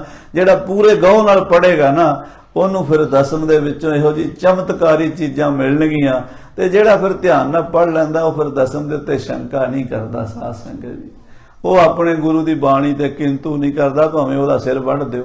ਹਾਂਜੀ, ਇਤਿਆਦ ਕੇ ਬਹੁ ਚਤੁਰਾਏ, ਇਤਿਆਦਿਕ ਬਹੁਤ ਚਤੁਰਤਾ ਦੇ ਨਾਲ, ਬੜੀ ਸਿਆਣਪ ਦੇ ਨਾਲ ਦਸਵੇਂ ਪਾਤਸ਼ਾਹ ਕਲਗੀਧਰ ਜੀ ਕ੍ਰਿਸ਼ਨ ਅਵਤਾਰ ਦੀ ਰਚਨਾ ਕਰ ਰਹੇ ਹਨ। ਸੁੰਦਰ ਕਵਿਤਾ ਕਰ ਕਰ ਪਾਏ, ਔਰ ਬੜੀ ਸੋਹਣੀ ਕਵਿਤਾ ਬਣਾ ਕੇ ਆਪਣੇ ਗ੍ਰੰਥ ਵਿੱਚ ਰੱਖ ਰਹੇ ਹਨ। ਜਲ ਕਸ ਚਲੈ ਸਦਾ ਕੇ ਸਾਥ, ਔਰ ਸਾਧ ਸੰਗਤ ਜੀ, ਜਲ ਜਿਹੜਾ ਹੈ ਨਾ ਜਮਨਾ ਦਾ, ਉਹ ਮਹਾਰਾਜ ਦੀ ਉਹ ਸਿਲਾ ਜਿੱਤੇ ਬਹਿ ਕੇ ਬਾਣੀ ਰਚਦੇ ਨੇ, ਉਹਦੇ ਨਾਲ ਉਹ ਘਸ ਕੇ ਨਿਕਲਦਾ ਹੈ। ਤਹਾਂ ਬਿਰਾਜੈ ਸ੍ਰੀ ਜਗਨਨਾਥ। ਤੇ ਮਹਾਰਾਜ ਉਸ ਪੱਥਰ ਦੀ ਸਿਲਾ ਤੇ ਬੈਠੇ ਹੁੰਦੇ ਨੇ। ਮਨੀ ਸਿੰਘ ਜੀ ਵਰਗੇ ਬਹੁਤ ਸਾਰੇ ਲਿਖਾਰੀ ਲਿਖਣ ਲੱਗੇ ਹੁੰਦੇ ਨੇ। ਮਹਾਰਾਜ ਬਾਣੀ ਉਚਾਰਨ ਕਰੀ ਜਾਂਦੇ ਨੇ, ਲਿਖਾਰੀ ਲਿਖੀ ਜਾਂਦੇ ਨੇ। ਕਾਤਿਕ ਮਾਸ ਸੁੰਦਰੀ ਰੁੱਤ ਮੈਂ। ਕੱਤਕ ਦਾ ਮਹੀਨਾ ਬੜੀ ਸੋਹਣੀ ਸ਼ਰਦ ਰੁੱਤ ਹੈ। ਚੜੈ ਖੇਰ ਬੈ ਹੋਏ ਚਿਤ ਮੈਂ। ਦੁਪਹਿਰ ਵੇਲੇ ਸ਼ਿਕਾਰ ਨੂੰ ਚੜ੍ਹਦੇ ਨੇ, ਸਵੇਰੇ 10 ਵਜੇ ਤੱਕ ਬਾਣੀ ਲਿਖਦੇ ਨੇ। ਫਿਰ ਮਹਾਰਾਜ ਘੋੜੇ ਕਾਠੀ ਪਵਾ ਕੇ ਫੌਜਾਂ ਨੂੰ ਲੈ ਕੇ ਜੰਗਲ ਸ਼ਿਕਾਰ ਖੇਡਣ ਜਾਂਦੇ ਨੇ। ਸਿੱਖ ਮਸੰਦਨ ਬ੍ਰਿੰਦਨ ਬ੍ਰਿੰਦ। ਬਹੁਤ ਸਾਰੇ ਸਿੱਖਾਂ ਮਸੰਦਾਂ ਨੂੰ ਨਾਲ ਲੈ ਕੇ ਭਇਓ ਆਣ ਬਹੁ ਮੇਲ ਬਿਲੰਦ। ਮਹਾਰਾਜ ਦਰਬਾਰ ਲਾਉਂਦੇ ਨੇ, ਸੰਗਤਾਂ ਜੁੜਦੀਆਂ ਨੇ। ਉਹਨਾਂ ਦਾ ਇਕੱਠ ਬੜਾ ਹੋ ਗਿਆ। ਇੱਕ ਵਾਰੀ ਬਹੁਤ ਸਾਰੇ ਮਸੰਦ ਤੇ ਸਿੱਖ ਆ ਗਏ। ਸਿਰੇ ਪਾਉ ਸਭਨ ਹਿਤ ਜਾਵੇ। ਮਹਾਰਾਜ ਨੇ ਹੁਣ ਜਿੰਨੇ ਵੀ ਸੰਗਤ ਦੇ ਮਸੰਦ ਆਏ ਸੀ, ਸੰਗਤਾਂ ਆਈਆਂ ਸੀ, ਉਹਨਾਂ ਨੂੰ ਸਰੋਪੇ ਵੀ ਦੇਣੇ ਸੀਗੇ। ਤੇ ਸਰੋਪਾ ਸਾਧ ਸੰਗਤ ਜੀ ਦਸਤਾਰ ਦਾ ਜਾਂ ਕੱਪੜੇ ਦਾ ਹੁੰਦਾ, ਆਪ ਜੀ ਨੂੰ ਪਤਾ ਹੀ ਹੈ। ਉਹਨਾਂ ਦਿਨਾਂ ਵਿੱਚ ਅੱਜ ਕੱਲ ਵਰਗੀਆਂ ਫੈਕਟਰੀਆਂ ਨਹੀਂ ਸੀ। ਇਹ ਤਾਂ ਜਿਹੜੇ ਮੇਰੇ ਤੋਂ ਥੋੜਾ ਜਿਹਾ 10-15 ਸਾਲ ਵੱਡੇ ਸਨ ਨਾ, ਉਹਨਾਂ ਨੂੰ ਵੀ ਤੁਸੀਂ ਪੁੱਛ ਲਓ। ਆਪਣੇ ਪਿੰਡਾਂ 'ਚ ਕੱਪੜਾ ਬਹੁਤ ਘੱਟ ਹੁੰਦਾ ਸੀ। ਹੁਣ ਤੇ ਕੱਪੜੇ ਦਾ ਅੰਤ ਹੀ ਨਹੀਂ ਰਿਹਾ। ਅਸੀਂ ਆਪਣੇ ਬਚਪਨ 'ਚ ਵੇਖਿਆ ਵੀ 4 ਭਰਾ ਬੁੱਢੇ ਹੁੰਦੇ ਸੀ ਤੇ ਇੱਕ ਸੂਟ ਸਵਾ ਕੇ ਰੱਖ ਛੱਡਦੇ ਸੀ। ਉਹ ਵਿਆਹ ਤੇ ਕਦੀ ਉਹਨੇ ਪਾ ਜਾਣਾ, ਕਦੀ ਉਹਨੇ ਪਾ ਜਾਣਾ, ਉਹਨੂੰ ਹੀ ਤਹਿ ਜਾ ਕਰਕੇ ਸਿਰਹਾਣੇ ਥੱਲੇ ਰੱਖ ਛੱਡਣਾ। ਉਹੀ ਪ੍ਰੈਸ ਹੋ ਜਾਂਦਾ ਸੀ ਉੱਥੇ ਪਿਆ ਪਿਆ। ਸਾਦਾ ਜ਼ਮਾਨਾ ਸੀਗਾ ਤੇ ਪੱਗਾਂ ਜਿਹੜੀਆਂ ਸੀ ਬਹੁਤ ਘੱਟ ਮਿਲਦੀਆਂ ਸੀ। ਖੱਦਰ ਦੀਆਂ ਪੱਗਾਂ ਹੁੰਦੀਆਂ ਸੀ। ਉਹ ਗੁਰੂ ਸਾਹਿਬ ਦੇ ਟਾਈਮ ਤੇ ਜੁਲਾਏ ਕੱਪੜਾ ਬੁਣਿਆ ਕਰਦੇ ਸੀ। ਫੈਕਟਰੀਆਂ ਨਹੀਂ ਸੀ ਅੱਜ ਕੱਲ ਵਰਗੀਆਂ ਜਿਹੜੀਆਂ ਲੱਖਾਂ ਮੀਟਰ ਪੱਗਾਂ ਬਣਾ ਦਿੰਦੀਆਂ ਨੇ, ਲੱਖਾਂ ਮੀਟਰ ਕੱਪੜਾ ਮਿਲ ਜਾਂਦਾ। ਉਦੋਂ ਇੰਨਾ ਕੱਪੜਾ ਸੌਖਾ ਨਹੀਂ ਸੀ ਮਿਲਦਾ। ਹੁਣ ਮਹਾਰਾਜ ਨੂੰ ਆ ਗਈ ਲੋੜ ਪੈ ਗਈ ਸਰੋਪਿਆਂ ਦੀ। ਸਰੋਪਾ ਮਿਲਦਾ ਨਹੀਂ। ਬਹੁਤ ਸੰਗਤਾਂ ਆਈਆਂ ਨੇ, ਸਰੋਪੇ ਵੀ ਦੇਣੇ ਨੇ, ਮਸੰਦਾਂ ਨੂੰ ਵੀ ਸਰੋਪੇ ਦੇਣੇ ਨੇ, ਪੱਗਾਂ ਦੇਣੀਆਂ ਨੇ। ਬੜੇ ਦਾਸ ਹਿਤ ਮੋਲੇ ਲੈਬੇ। ਮਹਾਰਾਜ ਨੇ ਆਪਣੇ ਸੇਵਾਦਾਰ ਭੇਜੇ ਵੀ ਲਾਗੇ ਬੰਨੇ ਜਿਹੜੇ ਸ਼ਹਿਰ ਨੇ, ਜਿੰਨੀਆਂ ਕੱਪੜੇ ਦੀਆਂ ਮੰਡੀਆਂ ਨੇ, ਉਥੋਂ ਕੱਪੜਾ ਖਰੀਦ ਕੇ ਲਿਆਓ ਸਰੋਪਿਆਂ ਵਾਸਤੇ। ਨਗਰ ਨਿਕਟ ਜੇ ਤਕ ਤਹ ਜਾਣੇ। ਪੌਂਡਾ ਸਾਹਿਬ ਦੇ ਲਾਗੇ ਜਿਹੜੇ ਜਿਹੜੇ ਸ਼ਹਿਰ ਸਨ, ਉਹਨਾਂ ਸ਼ਹਿਰਾਂ ਵਿੱਚ ਸਿੱਖ ਗਏ ਹਨ। ਸਭਨ ਵਿਖੇ ਗਨ ਮਨੋਜ ਭਿਆਨੇ। ਸਾਰਿਆਂ ਵਿੱਚ ਬੰਦੇ ਭੇਜੇ ਵੀ ਜਾਓ ਉੱਥੋਂ ਪਤਾ ਕਰੋ ਜਿੱਥੋਂ ਕੱਪੜਾ ਮਿਲਦਾ, ਦਸਤਾਰਾਂ ਵਾਸਤੇ, ਸਰੋਪਿਆਂ ਵਾਸਤੇ ਕੱਪੜਾ ਲੈ ਕੇ ਆਓ। ਪੁੱਤੋ ਬੂੜੀਆ ਨਗਰ ਸਢੌਰਾ। ਲਾਗੇ ਸ਼ਹਿਰ ਸਨ, ਇੱਕ ਤਾਂ ਸਢੌਰਾ ਸੀਗਾ ਪੀਰ ਬੁੱਧੂ ਸ਼ਾਹ ਦਾ ਪਿੰਡ, ਇੱਕ ਬੂੜੀਆ ਸੀ ਜਮਨਾ ਨਗਰ ਜਗਾਦਰੀ ਦੇ ਕੋਲ। ਇਹੋ ਜਿਹੇ ਜਿਹੜੇ ਸ਼ਹਿਰ ਸਨ, ਉਥੋਂ ਮਹਾਰਾਜ ਪੱਗਾਂ ਮੰਗਵਾਉਣ ਵਾਸਤੇ ਪੈਸੇ ਦੇ ਕੇ ਸਿੱਖ ਭੇਜੇ ਹਨ। ਇਤਿਆਦਿਕ ਪਹੁੰਚੇ ਸਭ ਠੌਰਾ। ਇਹ ਸਾਰੇ ਜਿਹੜੇ ਨੇੜੇ ਨੇੜੇ ਛੋਟੇ ਛੋਟੇ ਕਸਬੇ ਹਨ, ਜਿੱਥੇ ਪੱਗਾਂ ਮਿਲ ਸਕਣ ਦਾ, ਕੱਪੜੇ ਮੰਡੀ ਦਾ ਜਾਂ ਕੱਪੜੇ ਦੀਆਂ ਦੁਕਾਨਾਂ ਦਾ ਪਤਾ ਲੱਗਾ, ਉੱਥੇ ਗੁਰੂ ਸਾਹਿਬ ਜੀ ਨੇ ਸਿੱਖ ਭੇਜੇ ਹਨ। ਸੋ 200 ਪਗਿਆ ਤਹਲੀਨ। ਬੜੀ ਮੁਸ਼ਕਲ ਦੇ ਨਾਲ 100, 150, 200 ਪੱਗ ਮਿਲੀ। ਮਹਾਰਾਜ ਨੂੰ ਚਾਹੀਦੀਆਂ ਸੀ ਬਹੁਤ ਜ਼ਿਆਦੀਆਂ, ਪਰ ਪੱਗਾਂ ਮਿਲੀਆਂ ਕੋਈ ਨਹੀਂ। 200 ਪੱਗ ਬੜੀ ਮੁਸ਼ਕਲ ਨਾਲ ਇਕੱਠੀ ਹੋਈ ਹੈ। ਅਪਰਨਾ ਪ੍ਰਾਪਤ ਖੋਜਨ ਕੀਨ। ਆਲੇ ਦੁਆਲੇ ਪਿੰਡਾਂ 'ਚ ਸ਼ਹਿਰਾਂ 'ਚ ਪਤਾ ਕੀਤਾ, ਪੱਗ ਕਿਤੋਂ ਨਹੀਂ ਮਿਲੀ। ਇਤਨੀ ਦਸਤਾਰਾਂ ਜਿੰਨੀਆਂ ਚਾਹੀਦੀਆਂ ਸੀ ਨਹੀਂ ਮਿਲੀਆਂ। ਹਟ ਆਏ ਜੈ ਕ੍ਰਾਂਤੀ ਦਾਸ। ਸੇਵਾਦਾਰ ਵਿਚਾਰੇ ਜਿੰਨੀਆਂ ਕੁ ਮਿਲਦੀਆਂ ਸੀ ਲੈ ਕੇ ਵਾਪਸ ਪੌਂਟੇ ਸਾਹਿਬ ਆ ਗਏ। ਜੇਤਕ ਹੋਤੀ ਸੋਆਨੀ ਪਾਸ। ਜਿੰਨੀਆਂ ਕੁ ਪੱਗਾਂ ਵਿਚਾਰਿਆਂ ਨੂੰ ਮਿਲੀਆਂ ਉਹ ਲੈ ਆਏ। ਕਾਰਜ ਨਹੀਂ ਸਰਿਓ ਸਭ ਕੇਰਾ। ਪਰ ਜਿੰਨੀ ਸੰਗਤ ਆਈ ਸੀ, ਜਿੰਨੇ ਸਰੋਪੇ ਦੇਣੇ ਸੀ, ਜਿੰਨੇ ਮਸੰਦ ਸੀ, ਉਹਨੇ ਕੱਪੜੇ ਦੀ ਜਿਹੜੀ ਥੋੜ ਪੂਰੀ ਨਹੀਂ ਹੋਈ, ਯਾਨੀ ਕੰਮ ਨਹੀਂ ਸਰਿਆ। ਦਿਵਸ ਪੰਚਮੀ ਚੜੇ ਅਖੇਰਾ। ਤੇ ਗੁਰੂ ਸਾਹਿਬ ਪੰਚਮੀ ਵਾਲੇ ਦਿਨ ਸ਼ਿਕਾਰ ਨੂੰ ਚੜ ਪਏ। ਪੰਥ ਦੌੜ ਕੇ ਚੱਲ ਕਰ ਆਏ। ਤੇ ਪਹਾੜਾਂ ਦੀ ਦੂਣ ਹੈ ਲਾਗੇ ਲਾਗੇ, ਪਹਾੜ ਦੇ ਥੱਲੇ ਥੱਲੇ ਤੁਰੇ ਆਉਂਦੇ, ਸ਼ਿਕਾਰ ਖੇਡਦੇ ਹਨ। ਲਹਿਰ ਗਿਰਨ ਤੇ ਥਲ ਦਿਖ ਰਾਏ। ਪਹਾੜਾਂ ਤੋਂ ਥੱਲੇ ਮੈਦਾਨੀ ਇਲਾਕਾ ਹੈ ਸਾਧ ਸੰਗਤ ਜੀ। ਖਿਜਰਾਬਾਦ ਦਾ ਸ਼ਹਿਰ ਆਉਂਦਾ ਛੋਟਾ ਜਿਹਾ, ਏਦਾਂ ਹੀ ਫਿਰ ਕਪਾਲ ਮੋਚਨ ਆਉਂਦਾ ਹੈ, ਇਸੇ ਤਰ੍ਹਾਂ ਫਿਰ ਸਢੌਰਾ ਹੈ ਇੱਕ ਪਾਸੇ, ਬੂੜੀਆ ਜਮਨਾ ਨਗਰ ਜਗਾਦਰੀ ਹੈ। ਇਹ 50-60 ਕਿਲੋਮੀਟਰ ਦੇ ਵਿੱਚ ਪੁਰਾਣੇ ਇਹੀ ਸ਼ਹਿਰ ਆਉਂਦੇ ਪੁਰਾਣੇ। ਉਹਨਾਂ ਵਿੱਚ ਸਤਿਗੁਰੂ ਮਹਾਰਾਜ ਜੀ ਸ਼ਿਕਾਰ ਖੇਡਣ ਤੁਰ ਪਏ ਹਨ। ਇੱਕ ਸਮੇਂ ਅਵਣੀ ਮੈਂ ਕਰ ਡੇਰਾ। ਫਿਰ ਬਰਾਬਰ ਜਿਹੜੀ ਧਰਤੀ ਜਿਹੜੀ ਆ ਗਈ ਨਾ ਪਹਾੜਾਂ ਤੋਂ ਥੱਲੇ, ਉੱਥੇ ਆ ਕੇ ਡੇਰਾ ਕੀਤਾ ਸਤਿਗੁਰੂ ਜੀ ਨੇ। ਵਿਚਰੇ ਕੀਰਤਕ ਦਿਵਸ ਅਖੀਰਾ। ਤੇ ਮਹਾਰਾਜ 5-7 ਦਿਨ ਇੱਧਰ ਹੀ ਰਹੇ, ਵਾਪਸ ਨਹੀਂ ਗਏ ਪੌਂਟੇ ਸਾਹਿਬ। ਉੱਥੇ ਤੰਬੂ ਲਾ ਲਏ। ਹੁਣ ਉੱਥੇ ਗੁਰਦੁਆਰੇ ਬਣੇ ਹੋਏ ਨੇ ਪਿੰਡਾਂ ਵਿੱਚ, ਜਿੱਥੇ ਮਹਾਰਾਜ ਪੜਾਅ ਕਰਦੇ ਰਹੇ। ਤੇ ਉਹ ਸਾਧ ਸੰਗਤ ਜੀ ਸਤਿਗੁਰੂ ਜੀ ਇੱਕ ਜੇ ਬਰਾਬਰ ਦੀ ਥਾਂ ਵੇਖ ਕੇ ਨਾ ਤੰਬੂ ਲਾ ਲਏ, ਡੇਰਾ ਕਰ ਲਿਆ ਤੇ 5-4 ਦਿਨ ਉੱਥੇ ਹੀ ਸ਼ਿਕਾਰ ਖੇਡਦੇ ਰਹੇ। ਇੱਕ ਕਪਾਲ ਮੋਚਨ ਸ਼ੁਭ ਤਾਲ। ਆਖੋ ਸਤਨਾਮ ਸ੍ਰੀ ਵਾਹਿਗੁਰੂ। ਉਸੇ ਇਲਾਕੇ ਦੇ ਵਿੱਚ ਜਮਨਾ ਨਗਰ ਜਗਾਦਰੀ ਤੋਂ 20 ਕਿਲੋਮੀਟਰ ਪੈਂਦਾ ਹੈ ਤੇ ਪੌਂਟੇ ਸਾਹਿਬ ਤੋਂ ਵੀ ਲਗਭਗ 30-35 ਕਿਲੋਮੀਟਰ ਪੈਂਦਾ ਹੈ। ਇੱਕ ਬੜਾ ਪ੍ਰਾਚੀਨ ਧਰਮ ਸਥਾਨ ਹੈ, ਉਹਦਾ ਨਾਮ ਹੈ ਕਪਾਲ ਮੋਚਨ ਤੀਰਥ। ਇੱਕ ਵਾਰੀ ਬ੍ਰਹਮਾ ਜੀ ਆਪਣੀ ਬੇਟੀ ਦਾ ਰੂਪ ਵੇਖ ਕੇ ਡੋਲ ਗਏ ਸਨ। ਇਹ ਕਥਾ ਗੁਰੂ ਗ੍ਰੰਥ ਸਾਹਿਬ ਵਿੱਚ ਵੀ ਆਉਂਦੀ ਹੈ ਤੇ ਹੋਰ ਗ੍ਰੰਥਾਂ ਵਿੱਚ ਵੀ ਆਉਂਦੀ ਹੈ। ਕਰਮ ਕਰ ਕਪਾਲ ਮਫੀ ਟਸਰੀ ਪੰਕਤੀ ਆਉਂਦੀ ਹੈ। ਕਹਿੰਦੇ ਉਹ ਹੋਇਆ ਕਿ ਜਦੋਂ ਸ਼ਿਵ ਜੀ ਮਹਾਰਾਜ ਨੂੰ ਗੁੱਸਾ ਆਇਆ, ਉਹਨਾਂ ਨੇ, ਕਿਉਂਕਿ ਬ੍ਰਹਮਾ ਕਹਿੰਦੇ 4 ਮੂੰਹ ਬਣਾ ਕੇ ਵੇਖਣ ਲੱਗ ਪਿਆ, ਉੱਤਰ ਦੱਖਣ ਪੂਰਬ ਪੱਛਮ।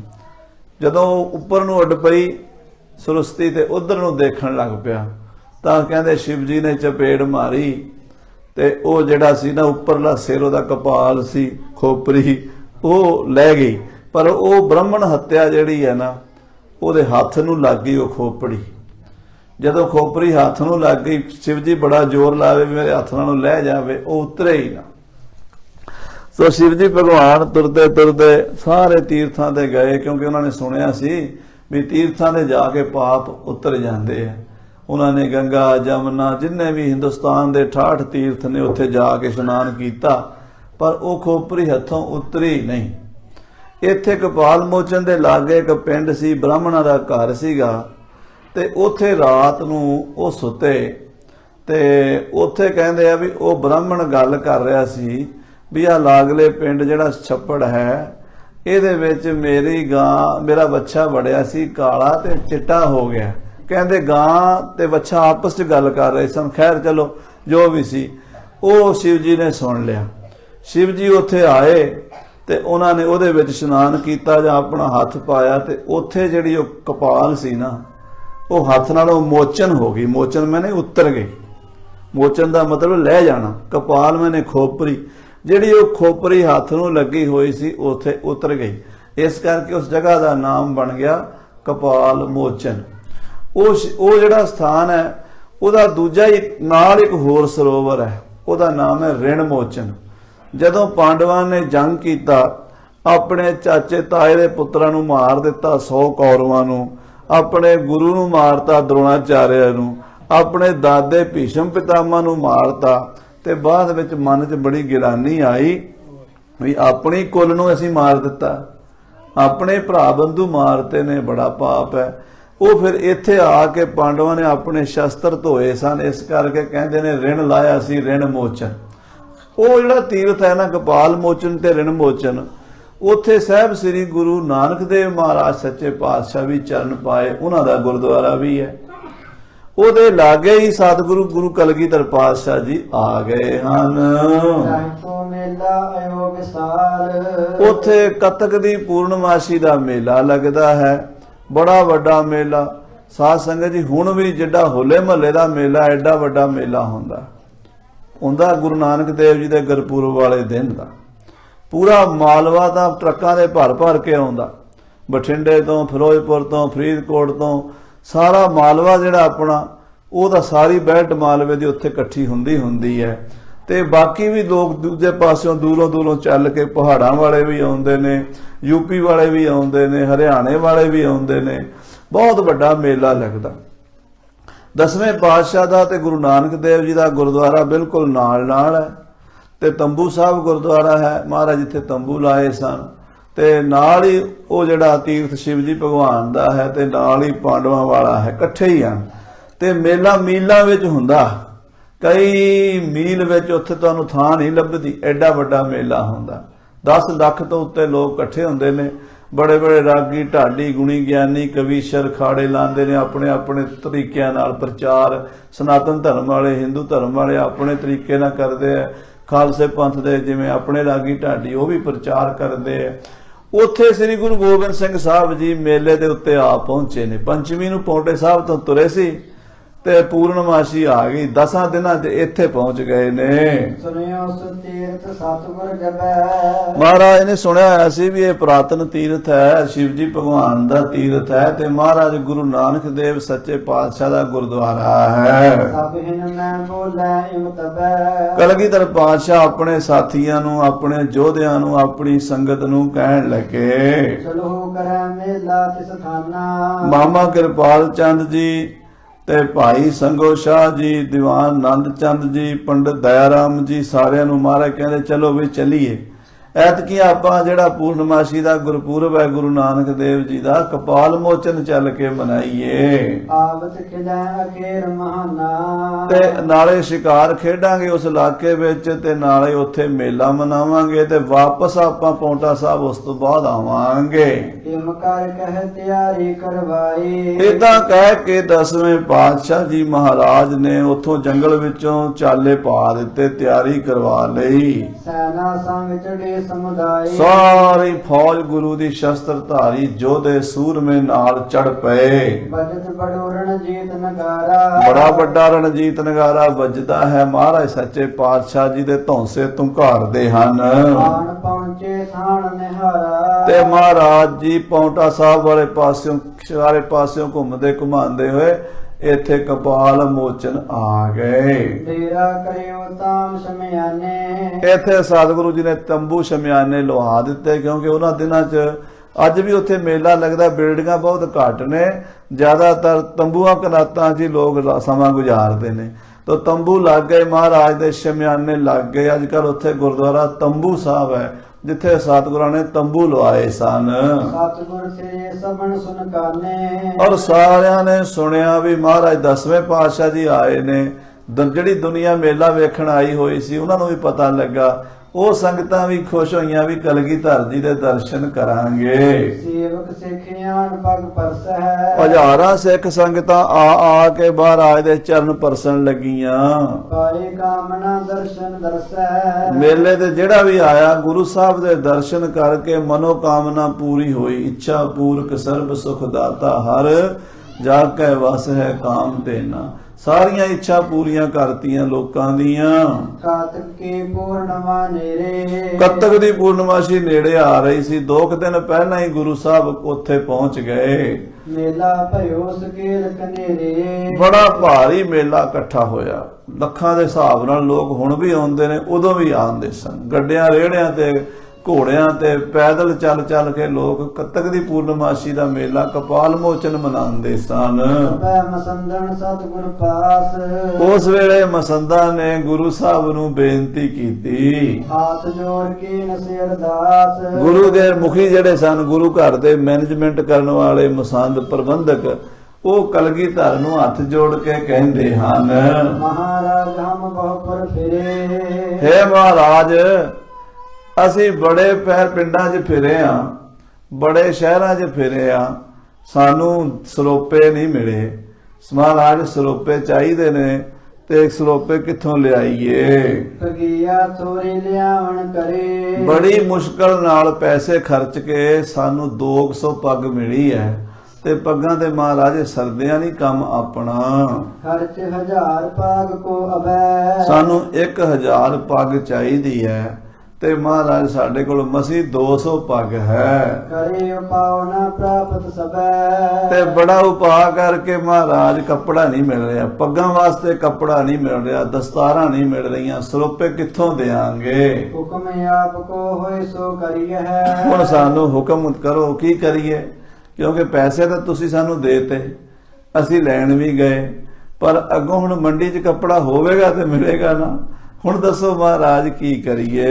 ਕਿਤੇ ਆਨੇ ਨਹੀਂ ਨਿਹਰੀਏ ਹੈ। ਮਹਾਰਾਜ ਦਿਸਦੀ ਨਹੀਂ ਕਿਤੇ, ਕੋਈ ਪਤਾ ਹੀ ਨਹੀਂ ਲੱਗ ਰਿਹਾ ਵੀ ਕੱਪੜਾ ਕਿੱਥੋਂ ਮਿਲਣਾ। ਨੇੜੇ ਨੇੜੇ ਸਾਰੇ ਸ਼ਹਿਰ ਫਿਰ ਲਏ ਆ, ਬੂੜੀਆ, ਸਢੌਰਾ, ਜਗਾਦਰੀ ਵਗੈਰਾ, ਕਿਤੋਂ ਵੀ ਗੁਰੂ ਸਾਹਿਬ ਜੀ ਕੱਪੜੇ ਦਾ ਨਹੀਂ ਸਾਨੂੰ ਪ੍ਰਾਪਤੀ ਹੋਈ। ਤਬ ਸਤਿਗੁਰ ਚਰਿਤ ਵਿਚਾਰਾ ਤਾਂ ਕਲਗੀਧਰ ਪਾਤਸ਼ਾਹ ਨੇ ਇੱਕ ਕੌਤਕ ਕੀਤਾ, ਇੱਕ ਲੀਲਾ ਕੀਤੀ। ਉਹ ਲੀਲਾ ਬੜੇ ਕਮਾਲ ਦੀ ਸੀ। ਬਲ ਤੇ ਸੀਨ ਕਰੈ ਪੁਕਾਰਾ ਮਹਾਰਾਜ ਸੋਚਦੇ ਆ ਵੀ ਆ ਜਿੰਨੇ ਮੇਲੇ ਤੇ ਆਏ ਹੋਏ ਨੇ ਲੋਕ, ਇਹ ਆਏ ਤਾਂ ਪੁੰਨ ਖੱਟਣ ਨੇ, ਆਖੋ ਸਤਨਾਮ ਸ੍ਰੀ ਵਾਹਿਗੁਰੂ, ਪਰ ਖੱਟ ਕੇ ਜਾਂਦੇ ਨੇ ਪਾਪ। ਕਿਵੇਂ?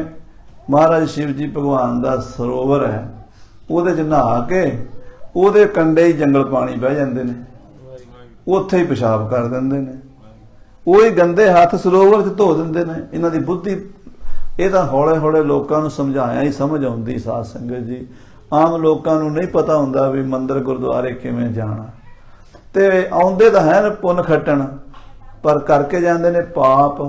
ਵੀ ਜਿਹੜੇ ਸਰੋਵਰ ਪਵਿੱਤਰ ਤੀਰਥ ਹੁੰਦੇ ਨੇ, ਉਹਨਾਂ 'ਚ ਗੰਦੇ ਹੱਥ ਥੋੜਾ ਧੋਈਦੇ ਨੇ ਜੰਗਲ ਪਾਣੀ ਵਾਲੇ, ਇਹ ਉੱਥੇ ਧੋਂਦੇ ਨੇ, ਇਹ ਪਿਸ਼ਾਬ ਉੱਥੇ ਨਾਲ ਬਹਿ ਜਾਂਦੇ ਨੇ, ਗੰਦ ਪਾ ਦਿੰਦੇ ਨੇ ਸਰੋਵਰ ਦੇ ਕੰਢੇ ਤੇ। ਇਹਨਾਂ ਨੂੰ ਨਾਲੇ ਤੇ ਸੁਧਾਰ ਦਈਏ, ਤੇ ਨਾਲੇ ਇਹਨਾਂ ਨੂੰ ਅੱਗੇ ਨੂੰ ਅਕਲ ਆ ਜਾਏਗੀ, ਇੱਥੇ ਪ੍ਰਬੰਧ ਠੀਕ ਹੋ ਜਾਏਗਾ। ਤੇ ਜੇ ਪੱਗਾਂ ਕਿਸੇ ਕੋਲੋਂ ਬਲ ਨਾਲ ਖੋਵਾਂਗੇ ਨਾ, ਤੇ ਇਹ ਫਿਰ ਕਹਿਣਗੇ ਵੀ ਗੁਰੂ ਨੇ ਸਾਡੀਆਂ ਪੱਗਾਂ ਲਾ ਲਈਆਂ। ਹਾਂਜੀ, ਭਾਗੈ ਜਾਏ ਮੇਲਾ ਡਰ ਪਾਵੈ ਇਹ ਦੌੜ ਜਾਣਗੇ, ਮੇਲੇ ਤੋਂ ਡਰ ਪੈ ਜਾਏਗਾ, ਸਾਡੀ ਨਿੰਦਾ ਕਰਨਗੇ, ਬਦਨਾਮੀ ਕਰਨਗੇ ਵੀ ਗੁਰੂ ਨੇ ਆ ਕੇ ਸਾਡੀਆਂ ਪੱਗਾਂ ਲਾ ਲਈਆਂ। ਵਿਗੜੇ ਜੰਗ ਕਰਨ ਬਨ ਆਵੈ ਜੇ ਵਿਗੜ ਗਏ ਲੜਾਈ ਵੀ ਹੋ ਸਕਦੀ ਹੈ। ਜੰਗ ਵੀ ਬਿਨਾਂ ਮਤਲਬ ਦੇ ਲੜਾਈ ਨਹੀਂ ਕਰੀਦੀ ਹੁੰਦੀ, ਮਹਾਰਾਜ ਕਹਿੰਦੇ ਹਨ।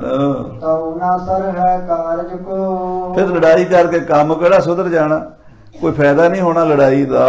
ਕਰੈ ਸੋਇ ਮਸੁਖ ਤੀਸਿਦ ਹੋ ਕਹਿੰਦੇ ਇਹੋ ਜਿਹਾ ਕੰਮ ਕਰੀਏ ਵੀ ਸਾਡਾ ਕੰਮ ਵੀ ਹੋ ਜਾਵੇ ਤੇ ਇਹਨਾਂ ਦਾ ਵੀ ਭਲਾ ਹੋ ਜਾਵੇ।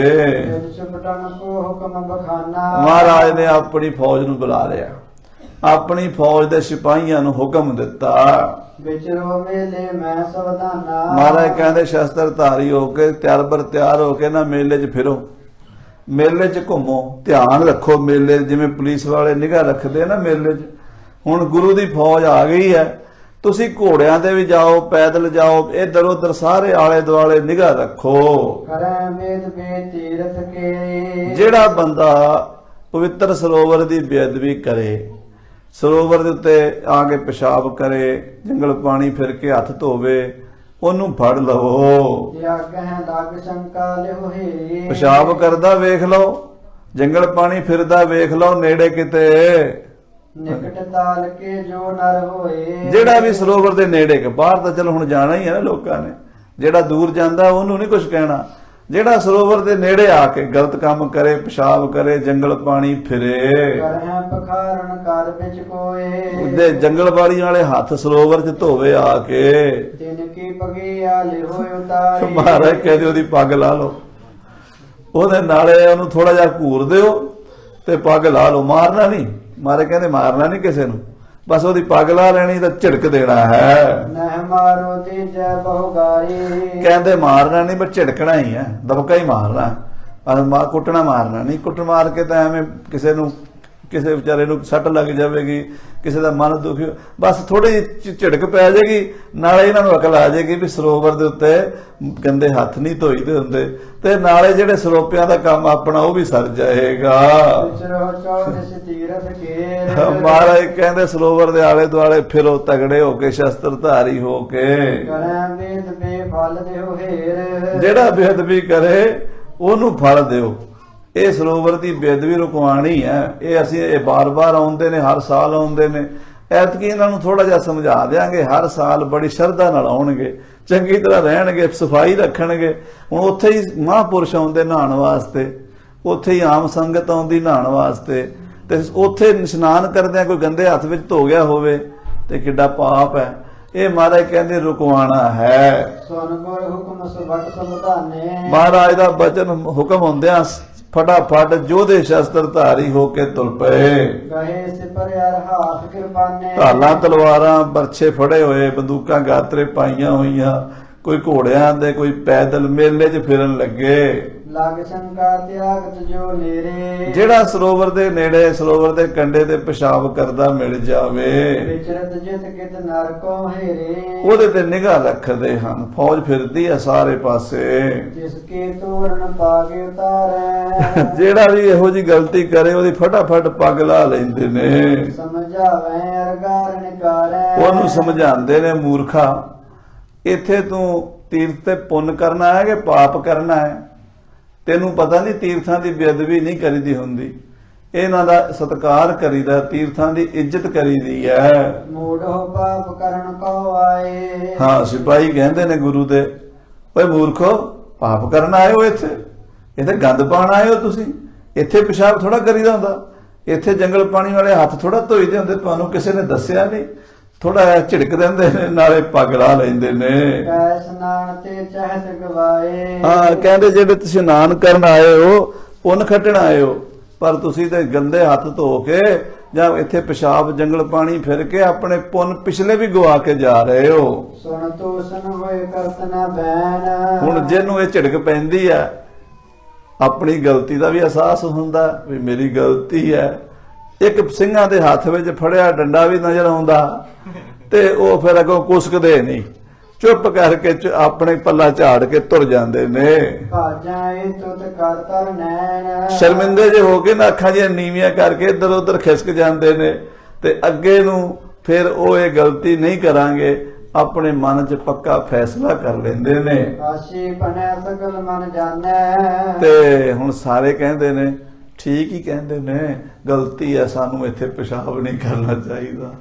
ਇਹ ਨਹੀਂ ਕਹਿੰਦੇ ਵੀ ਸਾਡੀ ਪੱਗ ਲਾਹੀ ਹੈ, ਬਲਕਿ ਕਹਿੰਦੇ ਚੰਗਾ ਹੀ ਹੈ, ਸਾਨੂੰ ਅਕਲ ਆ ਗਈ ਹੈ। ਕਹਿੰਦੇ ਹਾਂਜੀ, ਭਾਗ ਇਸਨਾਏ ਕਸੂ ਨਾ ਬਖਾਨੈ ਪੱਗਾਂ ਲੁਹਾ ਕੇ ਕੋ ਬੋਲਦੇ ਨਹੀਂ, ਕੁਸਕਦੇ ਨਹੀਂ।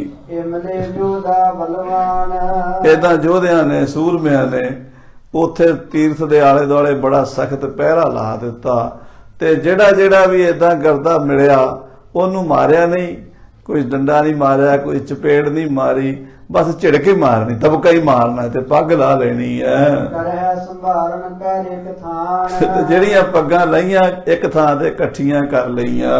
ਤੀਨ ਦਿਵਸ ਲੋ ਵਿਚਰਤ ਐਸੇ 3 ਦਿਨ ਇਹ ਕੰਮ ਚੱਲਦਾ ਰਿਹਾ, 3 ਦਿਨ ਇਹੀ ਕੰਮ ਕੀਤਾ ਸਾਰੀ ਫੌਜ ਨੇ। ਅਗਿਆ ਕਰਹਿ ਉਤਾਰਨ ਤੈਸੇ ਨਾਲੇ ਦਬਕਾ ਮਾਰਦੇ ਹਰ ਇੱਕ ਬੰਦੇ ਨੂੰ ਨਹੀਂ, ਜਿਹੜਾ ਗਲਤੀ ਕਰੇ, ਜਿਹੜਾ ਪਿਸ਼ਾਬ ਕਰਦਾ ਸੀ।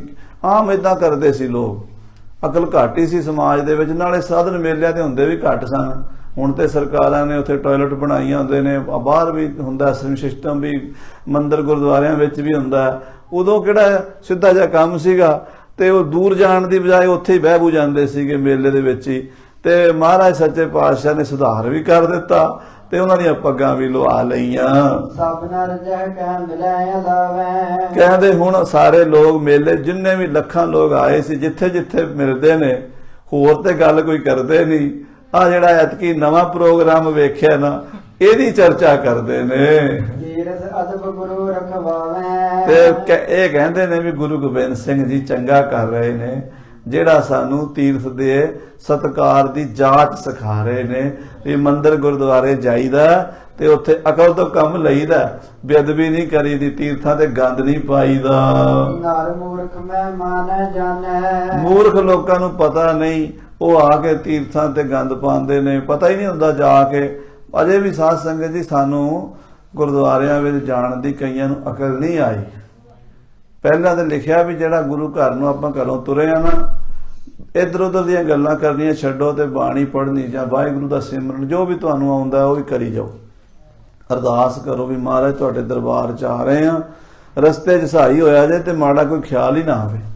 ਫਿਰ ਜਾ ਕੇ ਗੁਰੂ ਘਰਾਂ ਦੇ ਵਿੱਚ ਪਹਿਲਾਂ ਰਾਤ ਰਹੋ, ਉੱਥੇ ਬਾਹਰ ਕਿਸੇ ਕਮਰੇ 'ਚ ਸਰਾਂ 'ਚ ਰਹੋ, ਕਿਤੇ ਵੀ ਰਹੋ।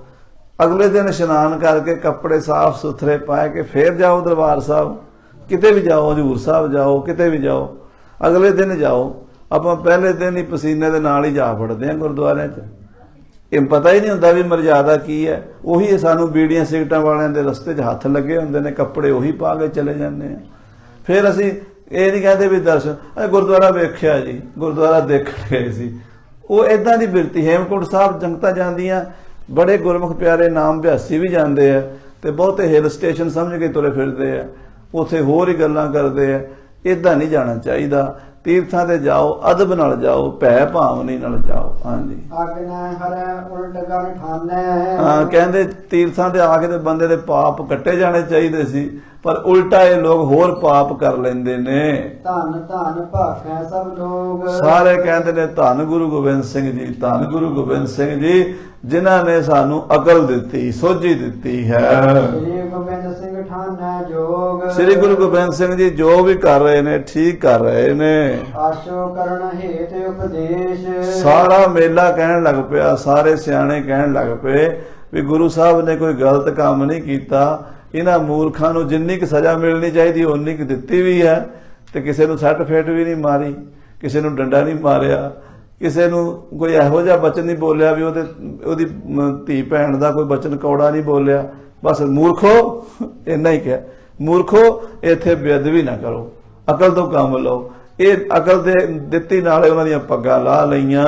ਮਹਾਂਪੁਰਖ ਕੋ ਹੋਣ ਵਿਸ਼ੇਸ਼। ਇਹ ਮਹਾਂਪੁਰਖਾਂ ਦੀ ਲੀਲਾ ਹੁੰਦੀ ਹੈ। ਮਹਾਂਪੁਰਖ ਏਦਾਂ ਸਮਝਾਉਣ ਵਾਸਤੇ, ਜੇ ਉਦਾਂ ਹੀ ਸਮਝਾਉਂਦੇ ਨਾ ਮਹਾਰਾਜ ਹੱਥ ਜੋੜ ਕੇ ਬਈ ਨਾ ਏਦਾਂ ਨਾ ਕਰੋ, ਕਿਹਨੇ ਮੰਨਣਾ ਸੀਗਾ। ਲੋਕ ਡੰਡਾ ਪੀਰਾ ਵਿਗੜਿਆਂ ਤਿਗੜਿਆਂ ਦਾ, ਕੋਈ ਨਾ ਕੋਈ ਕੌਤਕ ਤੇ ਕਰਨਾ ਹੀ ਪੈਂਦਾ, ਤੇ ਬੜੇ ਤਰੀਕੇ ਨਾਲ ਸਤਿਗੁਰੂ ਜੀ ਨੇ ਵਿਗੜੇ ਤਿਗੜੇ ਸਿੱਧੇ ਕਰ ਲਏ। ਯਾਦ ਕੈ ਮਿਲ ਸਮੁਦਾਏ। ਇਸ ਤਰ੍ਹਾਂ ਸਾਰੇ ਆਪਸ ਚ ਮਿਲ ਕੇ ਗੁਰੂ ਸਾਹਿਬ ਦੀ ਤਾਰੀਫ ਕਰਦੇ ਆ। ਸਾਰੇ ਕਹਿੰਦੇ ਠੀਕ ਕੀਤਾ ਹੈ। ਭਾਗ ਸੁਨਾਇ ਸੋ ਗੁਣ ਪਛਤਾਏ। ਨਾਲੇ ਆਪਣੀਆਂ ਪੱਗਾਂ ਲੁਆਈਆਂ ਲੋਕਾਂ ਨੇ, ਨਾਲੇ ਪਛਤਾਉਂਦੇ ਆ, ਤੇ ਨਾਲੇ ਕਹਿੰਦੇ ਅੱਗੇ ਨੂੰ ਗਲਤੀ ਨਹੀਂ ਕਰਾਂਗੇ, ਕੰਨਾਂ ਨੂੰ ਹੱਥ ਲਾਉਂਦੇ ਆ। 3 ਦਿਵਸ ਲਗ ਮੇਲ ਸਕੇਲੇ। 3 ਦਿਨ ਮੇਲਾ ਇਕੱਠਾ ਰਿਹਾ, 3 ਦਿਨ ਬੜਾ ਮੇਲਾ ਭਰਿਆ। ਕਰ ਭਗਿਆਨ ਕੋ ਕਾਜ ਸੁਹੇਲੇ। ਤੇ ਜਿਹੜੀ ਮਹਾਰਾਜ ਦੇ ਕੋਲੇ ਪੱਗਾਂ ਲਾ ਕੇ ਆਈਆਂ ਇਕੱਠੀਆਂ ਕੀਤੀਆਂ, ਜਗ ਮੈਂ ਸੋ ਜਸ ਦੇਣ ਬਹੁ ਤੇਰੋ। ਮਹਾਰਾਜ ਦਾ ਇਹਦੇ ਜਸ ਹੋਇਆ ਬੜਾ। ਦਰਸੈ ਪੂਜੈ ਭਾਵ ਕਨੇਰੋ। ਤੇ ਸਾਰੇ ਦਰਸ਼ਨ ਕਰਦੇ ਤੇ ਆ ਕੇ ਮਹਾਰਾਜ ਨੂੰ ਕਹਿੰਦੇ, ਜਿਹੜੇ ਸਿਆਣੇ ਪੰਡਤ ਲੋਕ ਨਾ ਉੱਥੋਂ ਦੇ, ਮਹਾਰਾਜ ਤੁਸੀਂ ਬੜੀ ਕਿਰਪਾ ਕੀਤੀ, ਅਕਲ ਦਿੱਤੀ ਨਾ, ਤੇ ਸਾਡੇ ਤੇ ਵੀ ਕਿਰਪਾ ਕਰੋ। ਮਹਾਰਾਜ ਨੇ ਇੱਕ ਪਟਾ ਵੀ ਉਹਨਾਂ ਨੂੰ ਲਿਖ ਕੇ ਦਿੱਤਾ, ਅਜੇ ਵੀ ਉਹਨਾਂ ਕੋਲ ਪਿਆ, ਤਾਂਬੇ ਦਾ ਪਟਾ ਹੈ। ਉਹਦੇ ਤੇ ਸਤਿਗੁਰੂ ਜੀ ਨੇ ਪਹਿਲਾਂ ਇਹ ਪ੍ਰਥਮ ਭਗਉਤੀ ਵਾਲੀ ਪੌੜੀ ਆਉਂਦੀ ਹੈ, ਫਿਰ ਉਹਨਾਂ ਦੇ ਨਾਮ ਬਖਸ਼ਿਸ਼ ਲਿਖੀ ਹੋਈ ਹੈ। ਤੇ ਉਹ ਗੁਰੂ ਸਾਹਿਬ ਸੱਚੇ ਪਾਤਸ਼ਾਹ ਮਹਾਰਾਜ ਕਲਗੀਧਰ ਜੀ ਦੇ ਲੋਕ ਦਰਸ਼ਨ ਕਰਦੇ ਆ, ਭੇਟਾ ਦਿੰਦੇ ਆ। ਭਗਿਆ ਗਿਨੀ ਸਾਤ ਸਹਿ ਭਈ। ਉਹ ਜਿਹੜੀ ਮੇਲੇ 'ਚ ਪੱਗਾਂ ਲਈਆਂ ਸੀ, ਉਹਦੀ ਗਿਣਤੀ 700 ਹੋਈ। 700 ਪੱਗਾਂ ਆ ਗਈਆਂ। ਧੋਵਣ ਹੇਤ ਤੁਗਿਆ ਕੋ ਦਈ। ਮਹਾਰਾਜ ਨੇ ਸਾਰੀਆਂ ਕਿਹਾ ਧੋਬੀ ਨੂੰ ਦਿਓ, ਧੁਆ ਲਵੋ। ਕਰਕੇ ਤਿਆਰ ਗੁਰੂ ਠਿਗਿਆਨੀ। ਧੋਬੀ ਨੇ ਧੋ ਕੇ ਸਾਫ਼ ਕਰਕੇ ਤੈਅ ਕਰਕੇ ਗੁਰੂ ਸਾਹਿਬ ਕੋਲ ਲੈ ਆਂਦੀਆਂ। ਹਲ ਬਿਨ ਰੁਚਰ ਸਪੈਦ ਮਹਾਨੀ। ਬੜੀਆਂ ਸਾਫ਼ ਸੁਥਰੀਆਂ ਸ਼ਪੈਦ ਪੱਗਾਂ ਸਨ।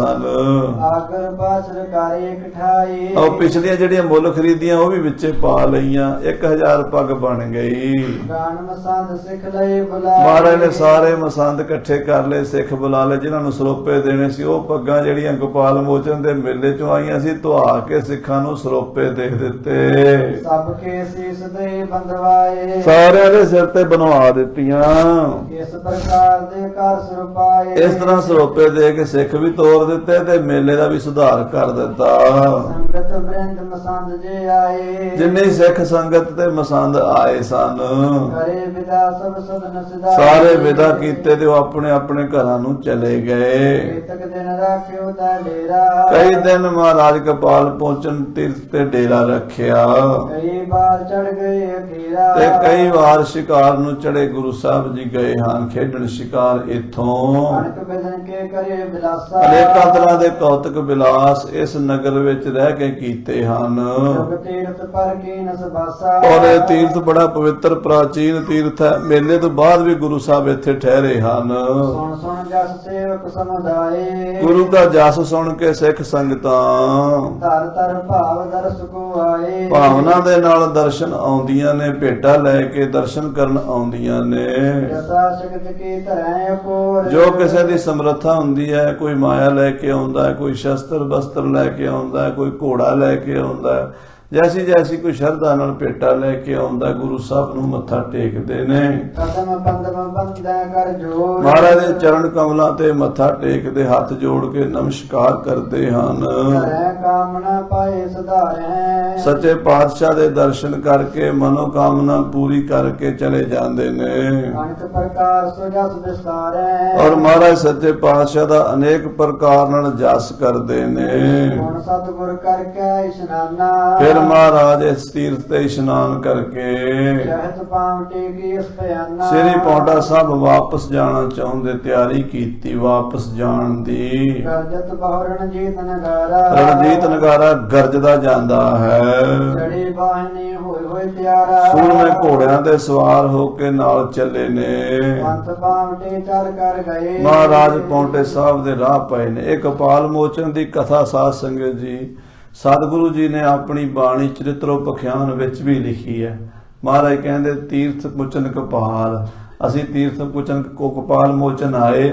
ਉੱਥੇ ਇਹ ਪੱਗਾਂ ਵਾਲੀ ਗੱਲ ਵੀ ਮਹਾਰਾਜ ਨੇ ਆਪ ਲਿਖੀ, ਆਪਣੀ ਕਲਮ ਨਾਲ ਲਿਖੀ ਹੈ। ਕਵੀ ਭਾਈ ਸੰਤੋਖ ਸਿੰਘ ਨੇ ਇਹ ਪ੍ਰਸੰਗ ਸਾਰਾ ਦਸਮ ਦੇ ਵਿੱਚੋਂ ਲਿਆ ਹੈ। ਸੋ ਸਾਧ ਸੰਗਤ ਜੀ ਇਹ ਕੌਤਕ ਕਰਕੇ ਵਾਪਸ ਪੌਂਟੇ ਨੂੰ ਚਲੇ ਗਏ। ਇੱਕ ਨੇ ਸਮਗ ਬਸ ਪਹੁੰਚਤ ਭਈ ਇੱਕ ਰਾਤ ਰਸਤੇ 'ਚ ਰਹਿ ਕੇ ਤੇ ਅਗਲੇ ਦਿਨ ਪੌਂਟੇ ਪਹੁੰਚ ਗਏ। ਸੋ ਸਾਧ ਸੰਗਤ ਜੀ ਇਸ ਤਰ੍ਹਾਂ ਸ੍ਰੀ ਗੁਰੂ ਗੋਬਿੰਦ ਸਿੰਘ ਸਾਹਿਬ ਜੀ ਮਹਾਰਾਜ ਕਲਗੀਧਰ ਪਾਤਸ਼ਾਹ ਨੇ ਕੌਤਕ ਕੀਤੇ ਹਨ। ਬੇਅੰਤ ਕੌਤਕ ਕਰਕੇ ਸੰਗਤਾਂ ਦਾ ਬੇੜਾ ਭਵਸਾਗਰ ਤੋਂ ਪਾਰ ਲੰਘਾਇਆ। ਸੱਚੇ ਪਾਤਸ਼ਾਹ ਜੀ ਦੀ ਇਹ ਕਥਾ ਆਪ ਜੀ ਦੇ ਨਾਲ ਹਾਜ਼ਰੀ ਭਰ ਕੇ 2-3 ਦਿਨ ਇੱਥੇ ਸਰਵਣ ਕਰਾਈ ਹੈ। ਇਹ ਸਾਰੀ ਕਥਾ ਫੇਸਬੁੱਕ ਤੇ ਸੰਗਤਾਂ ਰੋਜ਼ ਦੇਸ਼ਾਂ ਵਿਦੇਸ਼ਾਂ 'ਚ ਬਹਿ ਕੇ ਸੁਣ ਸਕਦੀਆਂ ਹਨ। ਗੁਰੂ ਸਾਹਿਬ ਜੀ ਦਾ ਇਤਿਹਾਸ ਸੁਣਨ ਨਾਲ ਸਾਨੂੰ ਪਤਾ ਲੱਗਦਾ ਹੈ ਕਿ ਗੁਰੂ ਸਾਹਿਬ ਜੀ ਕਿੱਥੇ ਕਿੱਥੇ ਚਰਨ ਪਾ ਕੇ ਕਿਹੜੇ ਕਿਹੜੇ ਕੌਤਕ ਕਰਕੇ ਕਿਵੇਂ ਕਿਵੇਂ ਸਾਡਾ ਉਧਾਰ ਕੀਤਾ, ਸਮਾਜ ਦਾ ਸੁਧਾਰ ਕੀਤਾ, ਵਿਗੜਿਆ ਤਿਗੜਿਆਂ ਨੂੰ ਰਸਤੇ ਪਾਇਆ। ਤੇ ਗੁਰੂ ਸਾਹਿਬ ਸੱਚੇ ਪਾਤਸ਼ਾਹ ਸਾਰੀ ਦੁਨੀਆ ਦੇ ਸਾਂਝੇ ਗੁਰੂ ਸਨ, ਰਹਿਬਰ ਸਨ, ਸਭ ਦਾ ਭਲਾ ਕੀਤਾ। ਸ੍ਰੀ ਗੁਰੂ ਕਲਗੀਧਰ ਪਾਤਸ਼ਾਹ ਜੀ ਮਹਾਰਾਜ ਦਾ ਇਤਿਹਾਸ ਸਰਵਣ ਕਰਾਉਂਦਿਆਂ ਹੋਇਆਂ, ਸੰਗਤਾਂ ਦੇ ਵਿੱਚ ਵਿਚਰਦਿਆਂ ਹੋਇਆਂ ਬੇਅੰਤ ਭੁੱਲਾਂ ਗਲਤੀਆਂ ਹੋਈਆਂ। ਆਪ ਜੀ ਗੁਰੂ ਕੇ ਪਿਆਰੇ, ਗੁਰੂ ਕੇ ਸਿੱਖ ਬਖਸ਼ਣ ਜੋਗ, ਬਖਸ਼ ਲੈਣਾ, ਅਰਦਾਸ ਕਰਨੀ। ਮਹਾਰਾਜ ਸੱਚੇ ਪਾਤਸ਼ਾਹ ਜੀ